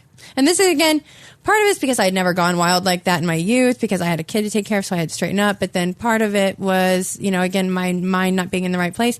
But I literally was like, here, hold my phone, my chair, and all my stuff that I've been carrying around all day. And I want you to record everything. And he did it. Now, who would do that? And well, you know what I mean? People are pouring bottles of water at me, and I'm twerking on the back of a truck in my underwear. But he would do it. But the thing is, just like all the other things he did, it's like he would never tell me no, but he would then behind the scenes try to do things to make them not happen. So, he acted like he was totally cool with my job, but then he was doing things that destroyed my face, which A, took me away from that job, but then B, also made me dependent on him. So it's like, more than one payoff. I have only been to a workplace of that variety one time to see you, and he was weirdly okay with a lot of what was going on. Oh, yeah. He would just act totally fine with anything and everything. We'd talk about it, me and another guy would be like, there's something not right there. Like, you don't show up and watch, like, you walk out of the back room and you're like, how was it? That's just a weird freaking behavior, man. And, there was just things that happened, even leading up to, like, just like small things that I, again, would never have guessed he had anything to do with. But again, he did. He was behind the scenes the whole time causing them. And that was friction at my workplace. It was this, it was that. And I used to smoke weed all the time. And so, and again, I was still even pretty headstrong. And so, I was honest. So at this point, I've already lost everything due to the depression and the stuff going on with my face and just whatever. And so I lost my apartment. I lost, a lot of stuff. And so, and he was always there to help me. I had moved in with a roommate. That didn't work out. So I ended up, coming to stay with him for a short time. Was the, premise of me moving in there. My stuff was in storage. I had my clothes with me, my daughter, of course. And it was just, I hated his house. I hated that whole thing. Actually even sucked more life out of me being there. But it just seemed like no matter what, I didn't even pay bills there or nothing. And I still could not ever get anywhere, get ahead. And because, I spent all my time in the gym because that was like my only safe place. And then, I would, I'm going to go either buy weed from this guy or I'm going to go smoke weed with this guy as my friend and da-da-da-da. And I would tell him, and obviously, with the tracking devices and everything else, he knew that's what was going on. And I would tell him that's what was going on. And yet he still felt he would never, the tracking devices never stopped. And he had one in my car at all times. He had two that he would switch out. He paid a monthly fee to have real time GPS on them. So there was a lot of stalking. There was so, too, and right? I found out from somebody else that may have actually been going on before we even started dating. And before we started dating, I didn't even talk to him. He was my friend on Facebook. Like I said, I knew him for 3 years. I had no. So he'd been plotting. Yes. And so this was very calculated. And so, I would just, and the thing is, that's what's even more crazy. Because again, when you try to wrap your mind around something, it's like, when you tell people like my ex-boyfriend had tracking devices and this and that, it's like they probably think, well, you're not a trustworthy person. Well, the bottom line is I never did lie to him about any of the things I was doing. He was tracking me. He knew that I was telling the truth. And the only reason I found the tracking devices is because instead of just pulling it out of my car for a day or two, because he would keep it in the wheel welding and somebody had sideswiped me. I was taking my car to be looked at. Instead of just taking it out until that was done for a day or two, he put it in the backseat headrest. And by the miracle chance of God, did I find it. And that was kind of the beginning of me understanding what was going on and getting away. That seems like an extreme thing, but that sort of, let's talk about stalking. Let's talk about that tracking behavior, that needing to know where you're at, control where you're at, understand. Like, that seems to be a fairly common thing, right? Mm-hmm.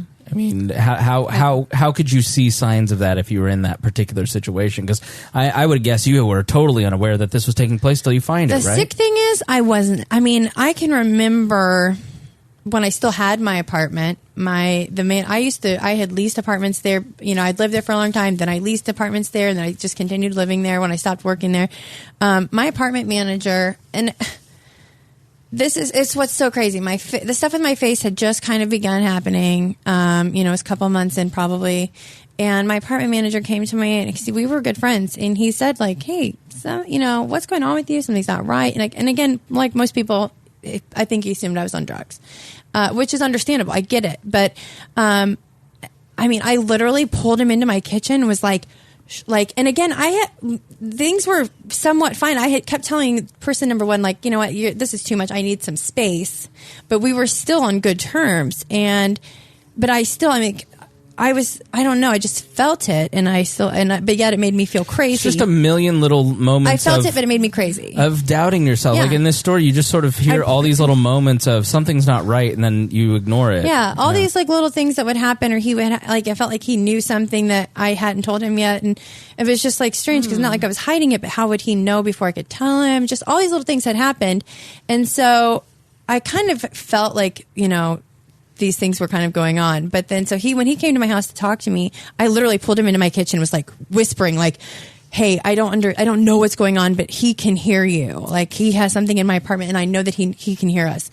And he was just kind of like, okay. And also that was more reason for me to get away from him, right? From his standpoint and from mine. But no matter what I did, I just couldn't seem to do that. Yeah.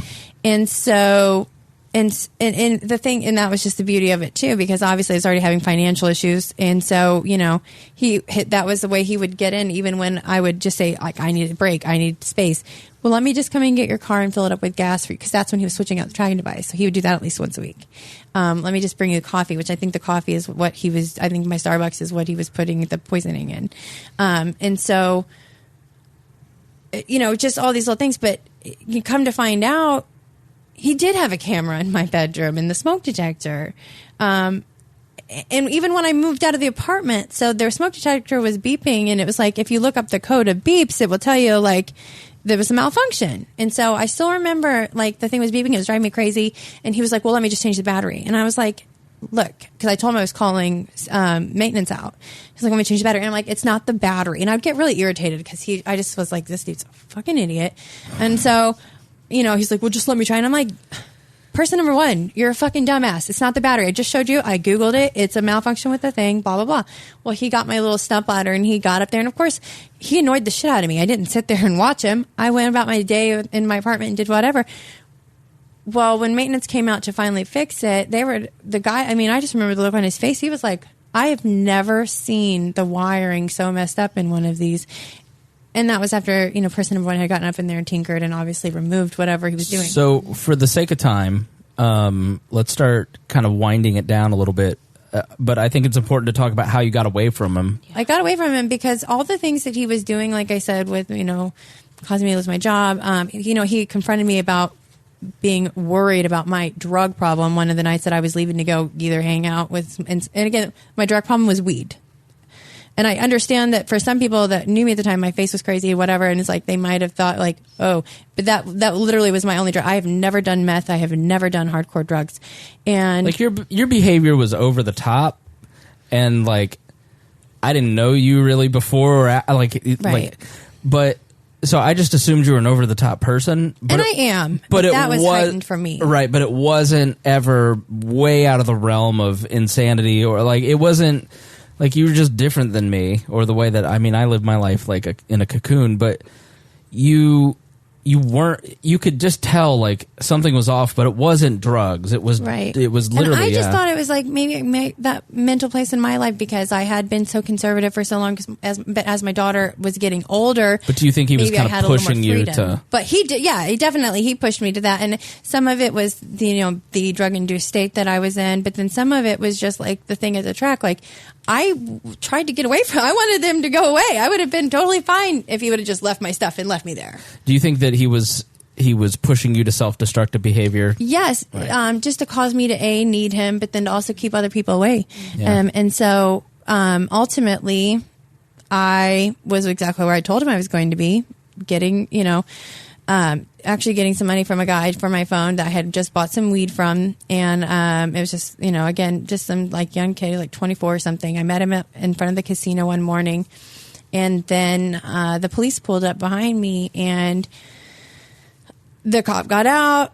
My license was suspended. It shouldn't have been. It was an error with State Farm. I was like, well, wait a minute. We can fit. And he was like, nope, I smell marijuana. Get out of the car. And so it was, an issue with insurance not being, they didn't do their part. So that was corrected. No big deal. But the guy that I was with, there was a Xanax. He claimed it was his in the police report. I still, we both went to jail.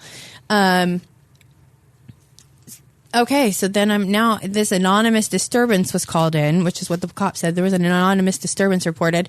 Well, I just thought this guy had maybe acted a fool in the casino. I had no clue. I never got out of my car. I was in front of the door of the casino the whole time. I'm like, I don't have a part in that. He's like, well, I smell the weed, blah, blah, blah. Mm-hmm. Long story short, I ended up going to jail, my first time ever in trouble. So while I'm there, what I didn't know, because they hadn't booked me in yet, is I had enough cash to just bond myself out. But you don't know people's numbers these days. Well, as I'm there, all of a sudden they're like, I'm like, there's a window, and I'm like, I thought I saw person number one's car. You already know what's about to come out. Yeah. I thought I saw person number one's car. Shaunesty's like, and I'm like, of course, Mr. weird. Mr. Knight in shining armor shows up. Weird. Imagine that. And then they're like, yeah, how did Barnett, he was 45 minutes. He was 45 minutes away from where he lived, and he was there. It was amazing. Well, he waited a few hours, and so, but still, I never called him. He showed up and bonded me out of jail, and so. Again, it's like there's so many emotions. Like, you know what I mean? I've been through all this whole traumatic thing. I'm tired, but then I'm also relieved to be out of it. But then I was just like, how did you come to get me? Like, I didn't even call you. He was like, when you didn't come back, I knew where you were at, where you said you were going to be.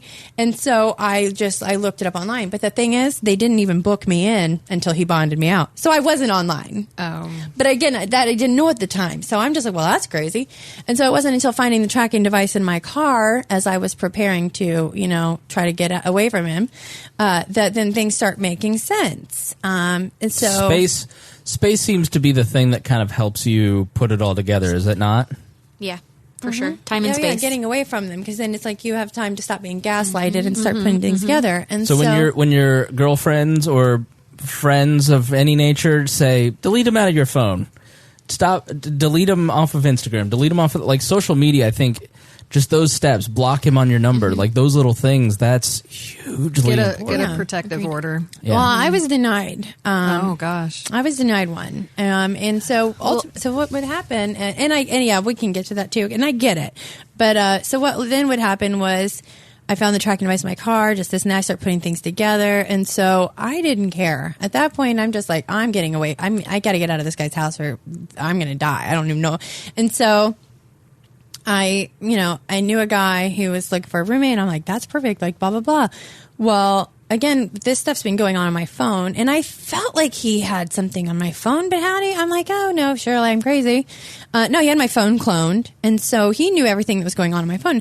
And again, he was very good, though, because he would just say things, and I like, maybe they happened 3 months ago, but I know that it was like a message I had sent or an email, and I'm like, how the hell would he know word for word? But he wouldn't say like, oh, I know this happened. He would just say it in a different, like, use it in a different context just to kind of mess with me. Yeah. Just to mess with me. Totally memorized it. Exactly. Most of it, yeah. Just it's like that. It's a psycho. He was just a total psycho. Yeah. And so he would do those little things where he kind of got off on the fact of kind of rubbing it in my face, and then I have no clue. So I literally was texting with the guy, my best friend since I was 18, her now 20 or then 21-year-old daughter overdosed on heroin and died. So happened to be that same next day was when I went over and signed a month-to-month lease, and I had been talking about doing that with him on my phone. And I knew he could read my phone. At this point, I already kind of knew that, but I just was like, fuck you, I don't care. Like, you know what? I hope you do see this, because I'm fucking getting away from you. And when I got arrested the first time, I got put on probation. I was still smoking weed. I was using fake urine, and so he told on me for that. And so then I went to jail, and this time I had to go for 2 weeks because I was on probation, so it's a probation hold. And so, but as I sat there for 2 weeks, my face started healing. All these other things are, and I knew as soon as it happened, it was no coincidence. I knew when I went in I knew that he was the reason I had gotten called in for a drug test that day. I just knew it. And I could tell by the way everyone was looking at me. I could tell by the way he looked at me when I left his house. I could just tell everything. And it still happened. It played out exactly as I had expected. And I went to jail for 2 weeks. And so that whole 2 weeks, all my clothes are there. I cried to the lady that ran the jail. I'm like, this guy did all this to me. I'm like, I understand I'm guilty of what I'm here for. But what's going to happen? I'm like, is he going to get rid of my stuff? And so I was just freaking out. And so the whole 2 weeks I had to just kind of play it cool and act like I think he was behind it all. And so then it hit me that he was behind the first thing. You know what I mean? It starts really kind of coming in to context. And so when I got out, I almost killed him. I wanted to. I packed my stuff up and I left. Excuse me. And he obviously wouldn't take accountability that he had been behind all of it. He would just try to, like, only the things that he knew I knew for sure about, like, and then it was just he tried to downplay it. And so I was just like, look, I'm not doing this with you. I don't care. I'm out. Well, while I was in jail, he came and got my car, and I didn't want to sign it over to him. But what am I going to do? I was just like, well, I have to, because otherwise I don't have to, but is that or pay the tow and then, you know what I mean, all that stuff. And so I was just like, screw it. Well, while I was in there, he had another tracking device hardwired into my car. So once I got out, got my stuff, got, everything, I made a police report. I let them know, like, this is the extent of, like, what he's done. Like, I understand I broke the law. I'm not trying to say that, but he went through all of these measures to try to control me or try to do this and that. And I showed him the tracking device, this and that. And so I went to Prevail the next day, and they were wonderful, but my protective orders were denied because he had not physically abused me. He had not threatened to physically abuse me. How is that possible? That is the law in the state of Indiana. You cannot get one unless they work a little bit differently than that, but for the most part, that's exactly it. And so you can only get a protective order if there's a threat of physical violence or physical violence. Yeah, there's 3 areas. That covers you have to write an incident where you were placed in fear of physical harm. He threatened physical harm. He did cause physical harm. Stuff like that. So it's all physical, like Shaughnessy said. Yeah. And then there's the second component that you can get protective order, all in the sexual violence, rape victims and things like that. And then there's the third one, which is stalking. But stalking's really hard to prove in Indiana, and it's really hard to get a protective order on. I've only been successful with one. That was what, and that's what the cop told me when he took the police report.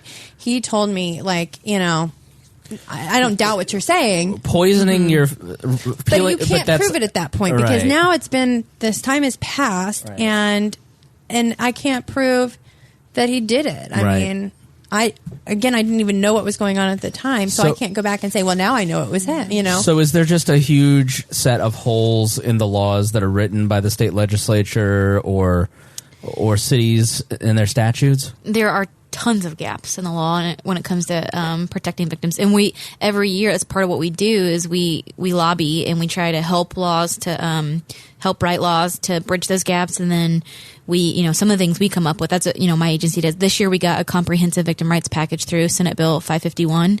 It's looking good. Check it out. Senate Bill 551. Lots of good stuff in there, including actually protective orders for victims of grooming. So we had and I don't want to take away from what you're saying because I really want to hear more about that. But there was a situation where a child was being groomed by her friend's dad, and it was like really creepy stuff, like sending her tons of text messages, like 1,000 text messages in a relatively short period of time. Sent her roses on Valentine's Day. She was getting ready to go on vacation with this other kid and her family with the perpetrator, and had the parents not realized what was going on then, they were about to send her out of state with this family because he was so-and-so's dad, good guy. And so, they came to us and wanted to criminalize grooming behavior, and we were like, you can't, there's no way of doing that. We can't do that. But what they did is they amended the protective order statute now. So if a person comes in and says they feel like their child is being groomed, that they can get it now. So why can't you pass laws against that? Like when you say you can't criminalize that behavior, well, why if not? you think about it, how would we write it that would make where it would still be constitutional and not a case where so you can't criminalize being a creep. Exactly. Every listener to the Libertarian podcast just sighed a breath of relief, right, Miranda? Right. Exactly. Because that's a matter of perception. So what Sure. because it's hard to draw a line. Can I with not some be of nice those to a things. kid? You know? It's hard Right. to draw that line because what's weird to you and what weird, to her, to me, it's all going to be different. Yeah, it makes total sense. So if there's tons of gaps in the laws and police are like, because that's what happened with Amanda. If you listen to Amanda's story, there's a lot of people who are like, this is terrible. I feel bad for you. I wish there was anything I could do. Maybe you can go talk to these people. And she'd go talk to that person. This is terrible. I wish there were anything I could do for you. Maybe go talk to the prosecutor. And then it's just this never-ending cycle from the state, the city, any government institution. So if you're in this kind of situation where you clearly know, like, what other resources might there be? I mean, and realizing this is a national show, so try to be a little broad with it, but... Well, in that exact scenario that I just described, go to your legislator. Sometimes it does work. In that situation, they actually reached out to us. We contacted the prosecutor in that jurisdiction who contacted the senator, and then we all got together and we're like, what are we going to do about it? Yeah. And we did something, and the mom of that child came and testified during committee this year. Revenge porn. Have you guys heard of what revenge porn is? We've been trying for years to get something in revenge porn passed, and there's one particular victim of it whose ex-husband kept disseminating intimate images of her without her consent after they got divorced, and he keeps doing it. Like, he does it over and over, and we can't do anything about it. There is no law on the books, and she went to the mayor of her town, and they are there every year, and we've been there every year trying to get it passed, and we actually think we might get it done this year. So no promises, because you never know until it's written. And this is why I love the Prosecuting Attorneys Council and IPAC and just such great prosecutors that act as a resource for not just us advocates and prosecutors, but also for victims. I mean, they are such great advocates in that sense. And I agree. And actually, ICCVR, I mean, one thing that we're going to be doing is really coaching victims and survivors on how to talk to their legislators and how to be lobbyists. And I've done some lobbying, and I can tell you, I don't do the direct lobbying. I believe that it's much more impactful for survivors to do it, and it's really healing for them too. And I can tell you that some of the best laws in our country that have been passed to protect the public were lobbied by crime victims. The reality is that it's an overwhelming task, and you've got 150 legislators that you have to convince and a governor, and it is an overwhelming task of endless meetings. It's hard for people to take off work to go have those conversations.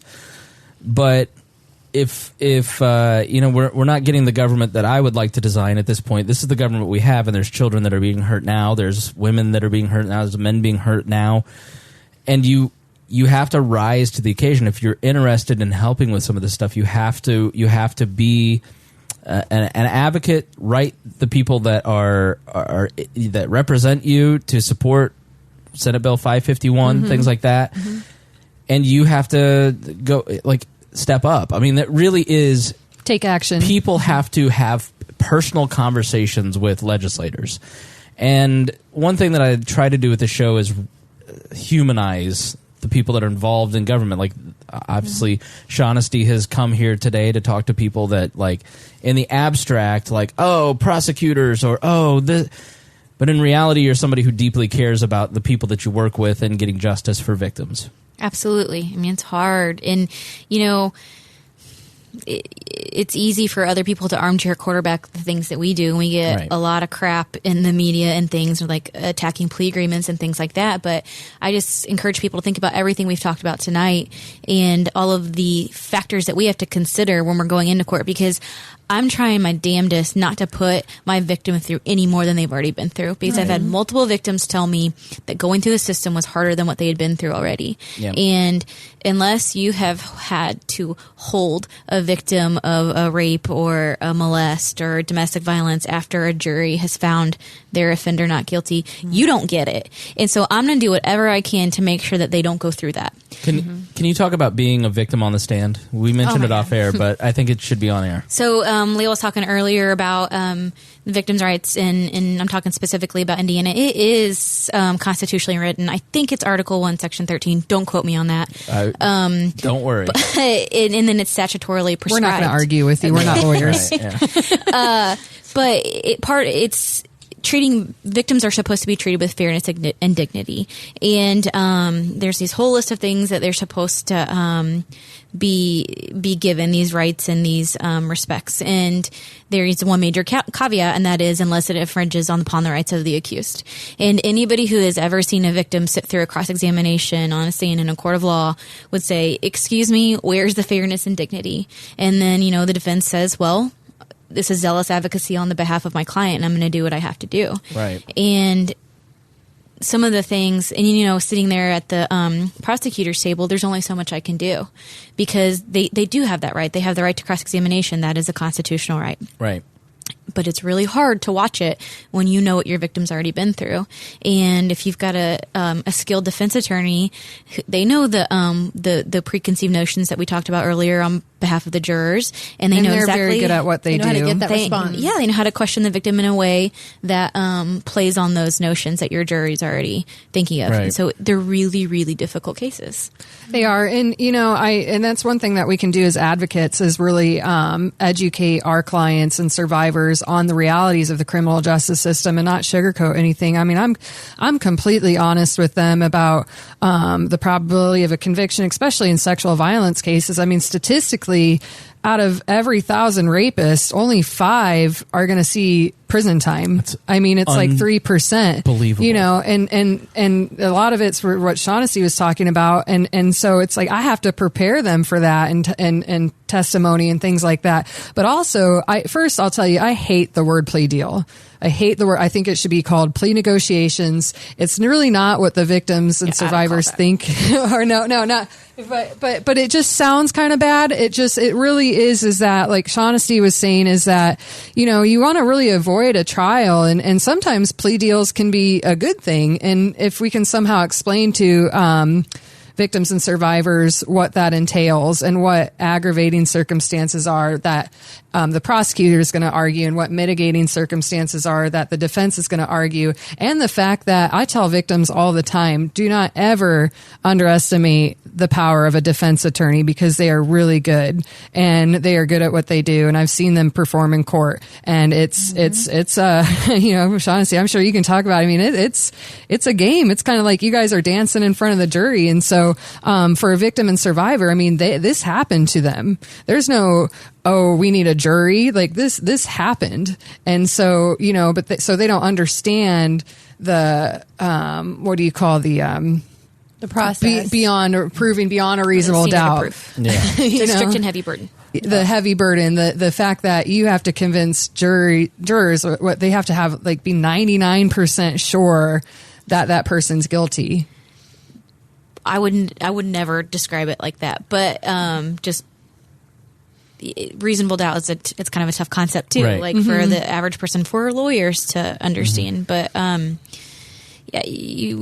those conversations with your victim is never easy, because the way I would talk to my victims is, you are my number one concern, period.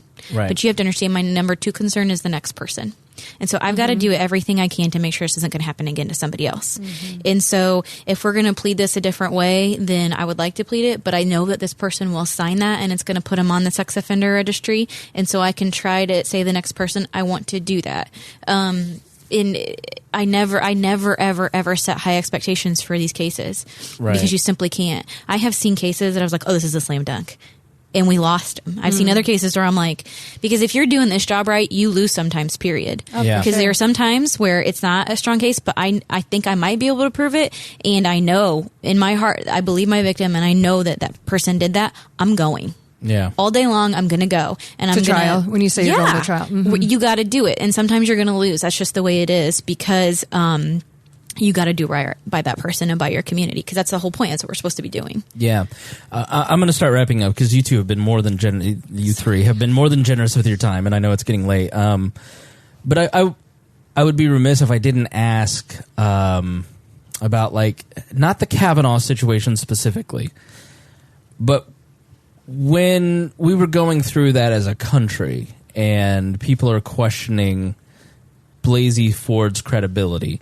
I think she's a bad example, because I have issues with some of kind of a lot of that, but I found her to be a credible person when she was testifying, but I also found him to be credible. So it's a tough thing. So I don't want to get into the weeds of Kavanaugh specifically, but in that kind of time period, there were a lot of moments where victims were stepping up, or R. Kelly's victims are stepping up, or we're having people step up in public and saying, Bill Cosby sexually assaulted me, or this person sexually assaulted me.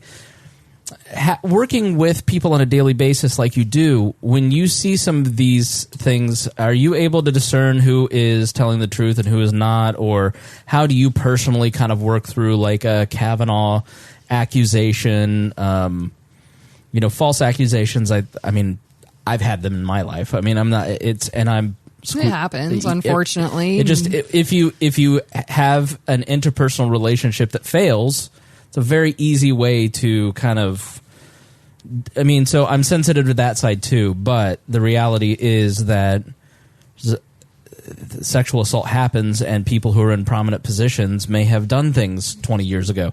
So how do you discern or separate, if you're going to give some advice to the listener on how they ought to look at these cases in public, how would you do that? Well, I think the Kavanaugh example is really difficult, because you have the added factor of politics in it. You have the force of government and behind that. So it's very hard on that one, because I think that some people on both sides, a lot of people went into that and they've already got a foregone conclusion, right, and then they fit the narrative to whatever it is that they've already concluded, in my opinion. Generally speaking, in my career, we talked a little bit about false accusations. The rate of that is actually really low. Yeah. And they don't get to me usually, right, because they've already been through a screening process. The detective's already been there. Another prosecutor has decided whether or not there's probable cause to file the case. So by the time it gets to at least specifically a false accusation of rape. Right, that's what I'm talking about. Okay. Right. And in the entire time I did these cases, there was only one where I was like, I don't think that happened the way that they said that's happened. And I dismissed it, because ethically that's my duty to do so. My duty is not to get a conviction. My duty is to make sure that the right things are happening. Justice right? is permitted. Yeah. Exactly. So for me, when I look at some of these things in the news and stuff like that, first of all, when you have multiple people who are saying the same exact thing happened to them, right, they don't know each other. I mean, the proof's kind of in the pudding there, in my opinion. Roy Moore. That's been my standard. I think, multiple accusers were like the George Takei one, where it was like one guy and he was kind of okay with it, and it was like, oh, it's fun, and then nobody else comes forward, and you're like, this seems like bull crap. But then you have Roy Moore, where there's the same pattern in a lot of these stories. It's like, some of the girls may be lying. It may have, out of 10 people, maybe 1 or 2 of them are embellishing or just whatever. But if you have multiple people coming up and saying something, there's something there. Right. Yeah, and Shaughnessy had mentioned being how those of we're what's called trauma informed, and I definitely encourage your listeners to Google that term, and to also look at the term. There's a whole science behind victimization. Looking up the term, the neurobiology of trauma. So I'm really biased. I've gotten a lot of training in this field and training on the neurobiology of trauma, and the science behind it. And so when I hear people say, "Oh, she had gaps in her story." I mean, I know that happens. I mean, that's what happens when you're victimized and traumatized. And so, to me, in my opinion, well, first of all, I have to. I mean, I believe I mean, I believe I'm an advocate, and I would not be a good advocate if I didn't believe Blasey Ford. But also, I mean, just from her testimony, I mean, just based on my particular training and understanding of the neurobiology of trauma, I believe her, and that's important. And I encourage everybody to look at the science behind that. But Shaughnessy and Lael, she didn't say anything 30 years ago. How do you answer that? That is how this works. It is not often that someone comes forward immediately. In a stranger type of situation, way more common. If I had a stranger rapist, as we called him, a serial rapist who raped women, he abducted them off the side of the street in Indianapolis. And the only reason we got him was because he had a prior felony, and so he was in CODIS. And he, again, thankfully for our sake, he did not use a condom when he raped these women, and so we were able to get him that way. They immediately reported. But just like we talked about earlier, that's not what most sexual assaults are. Most sexual assaults are perpetrated by someone you know, and people are so much less likely to go forward immediately.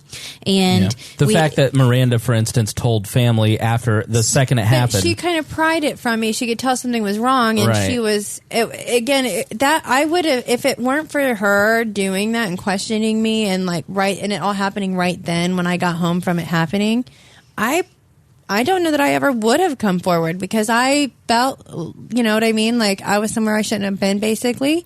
I didn't, you know what I mean? Even though I told him no and I didn't want to do it, I still did it. I didn't bite him or jump out of a moving, you know what I mean? Right. So I had a lot of conflicting emotions with what had actually taken place, and was I wrong in some, so I wouldn't have come forward. Yeah. And with Blasey Ford, I mean, that was so long ago, but you got to understand, like, there's something called triggers, and sometimes survivors, I mean, that those memories lay dormant, and they move on, and they lead successful lives, and then all of a sudden a trigger happens, and they remember, and they get pissed off. I mean, and so for him to be, you know, I mean, be nominated for the Supreme Court as a Supreme Court judge, I mean, it's just, that was probably a major trigger for her. And then it being out on the media, I can tell you, I mean, I guarantee there is an increase in delayed rape reports around the country from survivors also being triggered by those moments. But it's not uncommon at all for survivors to wait a long time. It just depends on where they're at in their life, their triggers, how they're feeling at the moment. And also to add on this is very important is we got to understand that, especially Blasey Ford 30 years ago, I mean, if you think victim blaming is bad now, I mean, imagine how it was 30 years ago. So, you know, it's already hard today in 2019 for survivors to report and come forward because of victim blaming. So it doesn't surprise me that she didn't report it back then. Well, I want to thank Miranda for coming and telling her story in such a public way, because it is the thing that gives other women and men to have the courage to tell their story. And, you know, guys, men specifically, I have, through this process of doing the show, learned that men, I mean, you kind of can help me with the statistics, but men are molested or raped at the same rate as women. It is not a female-only problem. But 1 out of 59 men, according to my stats. And we've got 10,000 people listening. And so if you are one of those guys, it is not easy to come forward and talk about that because, well, people will think I'm gay. We talked about that off air. Or there's a myriad of complications around that. And there's no shame in coming forward and talking about things that are not your fault. So if you're a man or a woman and you're listening to the show, please go to the trusted ones in your life, the loved ones in your life. If you're a victim of anything that we've talked about tonight, go to your support system that you know. I've never in my life, and maybe you two can back me up on this, working in this professionally, I have never had someone come to me or watched other people go to their friends and family and say, I'm a victim of sexual assault or domestic violence, and have anybody have anything other than overwhelming love and empathy for that person when they say that. Mm-hmm. Absolutely. Yeah. I think it's the self guilt or the self, Shame. judgment. Shame. Yeah. Yeah. I mean, you vigorously shook your head, but it's radio, so please voice. Yeah. Yeah, guilt, shame. You mentioned about male victims. They deal with all of the same things that we've talked about female victims, but other things too. Sexuality. Am I gay? Will people think I'm gay? Masculinity. Those kinds of things, and it further complicates it. And I think that's what leads to there being less and less reporting. But we've got some really great survivors here in our community who come out and speak about that. Male survivors of sexual abuse, both as children and as adults. Mm-hmm. And your people will be there for you. Yeah. Yep. They absolutely will be. So please don't keep that 1% locked away and allow yourself to be ruled by that. Do you want the hotline again? Please, because sometimes calling a hotline, and let me tell you, the power of voicing something for the first time, and even if it's to a stranger, getting the words out is the hard part. And then once you've done that, then you can go to somebody else. So yeah, please. Yeah, definitely. I mean, if you're a victim of domestic violence, please call the hotline at 1-800-799-7233. Victim and survivor of sexual violence, you can call 1-800-656-4673. Definitely call. Everything's confidential. It's a safe place to talk. So. All right, so final thoughts. Miranda, you're a longtime veteran. Why don't you show them how final thoughts goes, which is your chance to self-promote or clean up anything that you might have wanted to say. Oh. Or summarize, whatever, yeah. Yeah. Well, I would just say we've all, as humans, we all have been victimized at some point. Sometimes we have been maybe even the abuser in a situation.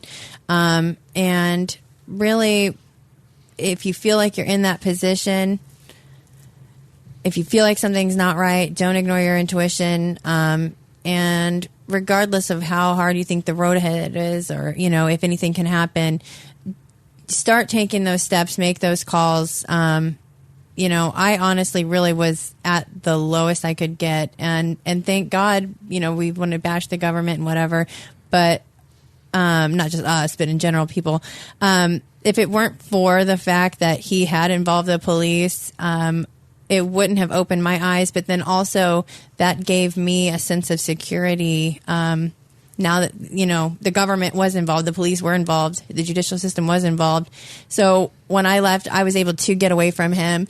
My protective orders were denied, but the fact that I was then I was facing court still over the issue. I ended up being on house arrest, but knowing that the government was there, and I was just, even because I was in trouble, I just felt like I had that backing. Right. And so I say, involve people and start making those steps.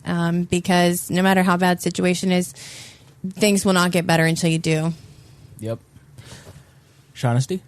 Well, thank you for having me. I've really enjoyed it. And thank you, Miranda, for telling your story, because it takes an incredible amount of courage to come forward and talk about it, especially in a public forum. But it sounds silly, but just like we said earlier, if you see something, say something, and it doesn't have to come from you. There can be anonymous reports, and it's not going to hurt anything to say something at all. And we are here for you. I know sometimes it seems like to some people that the criminal justice system is very messed up, and it certainly isn't perfect. But we do believe our victims, and we want you to come forward, and we want to help you. Okay, Lael? Yeah, thank you so much for having me, and Miranda, thank you so much. And like Shaughnessy said, I mean, it's incredibly courageous to share your story, and survivors are out there listening, and I guarantee that you gave them hope tonight, which is incredibly important. So that's important. That's what I want all of them to know, is that there is hope. I know today's hard. Take it day by day. Definitely contact 211 if you need resources. And then, and I'm thankful for my team. I know, Prosecuting Attorneys Council is a state agency that is doing it right. I mean, you can hear everything that Shaughnessy said about, how they're legislating with Senate Bill 531, and they educate advocates like me, so I can talk to them about actually what a plea deal is, because I'm not a lawyer, I'm an advocate, but I need them. And see if your state has something similar, and if not, I'm sure they'll help you. There is right? a prosecuting coordinating council of some sort in every single state. Okay. Ours is pretty darn active, and we've really branched out and do a lot more. And thank you for your kind words, Layla. I appreciate it. Yeah. Some I love states you guys it's only over it's only 2 or 3 people in some states, but it's at least a starting point, and usually do have those relationships with legislators who can help actually affect change. Yeah, thank you, and I appreciate that. And maybe we can always, do a second, a part 2 on actual prevention. That's one thing I wanted to end off is that we can, we talked a little bit about Bandura and social learning theory, but we can model healthy behaviors to our children, and I certainly do, and make sure that my husband buys me flowers in front of them, and we don't abuse it. It's important. I mean, they're looking to us as models, and so really thinking about that prevention side and how we can sort of be a big brother, big sister to people in the community, like you were saying, and making sure that we understand that it takes a village to raise a child. Long-term change. I think that's such an important point. I have people in my family that I think were abused and have never told anybody and have never dealt with that, and they passed on those thinking patterns to their children, and it's up to that generation then to break that cycle. I've seen in my own family people not deal with a child molestation situation. I've seen that is a perpetual generational cycle until you make the choice to change. And so even if you were a victim, the choice of not moving forward can have a generational impact. And so I just think and if you're the abuser, if you're listening to this going, I think I need to examine my own behavior, start moving towards changing your behavior. Accept that this is ugly stuff, but you're redeemable. Yeah, you may not do it with a malicious intent, but when you realize that you're doing it, it's time to stop. We've both been in that position where we've been on the other side of the coin, where we've been ugly. Oh, for sure. And sometimes you don't realize that, but that's just it. It's starting to realize the characteristics of it and noticing, like, you know what, I may not have meant to be that way, but this is what I've done, so I need to maybe check myself. Yeah. So I just think that's a really important point, that generational modeling behavior. Yes. Thank you. Yeah, it's prevention is important to talk about too, and there's a whole another 3 hours we can always talk about the prevention. That's what everybody can think of a time they were victimized. Let's pause in round 2. No, I'm just kidding. All right, yeah. All right, all right. Thank you so much for joining us. I want to thank our patrons for making this possible. There's not many shows that are doing this kind of stuff, and I think it's really important. And our patrons really support that, especially Christy Avery, Craig DaCosta, Jason Doolittle. I love you, Christy. Memerty Libs and the Libertarian Coalition. They really go the extra mile in supporting us. I want to thank the listeners. When we do these kind of shows, they're always they're not our typical type of show. And I always end these shows and I go, that was depressing and that was heavy. And then I get the emails from you guys saying, man, that really made me think about my own behavior. And that, as much as anything else, keeps this show going. And we do more of this kind of stuff that has this type of impact because of your letters, letting us know how this kind of stuff, letting, the time that the three of them took to do this, to come in and talk to you. I'll share that with them if you want. I'll put you in contact with them. But if you know somebody, like, share the episode too. I mean, say, listen, this is heavy, but I know that maybe you heard something and it's worth sharing. So thank you, Miranda, for coming back. Thanks for having me. Missed you. Thank you for sharing your story.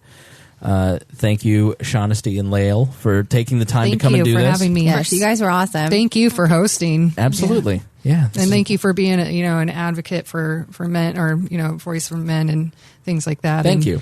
Yeah. I think that men have it rough right now, and I know that sounds countercultural to what we're supposed to. Not you and your your male privilege. Right. Yeah. But I think, But that's the shift. the conversation, I think part of the reason that there's a brokenness in men is that we're not having those conversations. And so that's why I think some of this is important and being sensitive to men too. So thank you everybody for listening, and thank you for supporting the program. And please don't be afraid to email us at editor@wearelibertarians.com. Thank you, and we'll talk to you next week.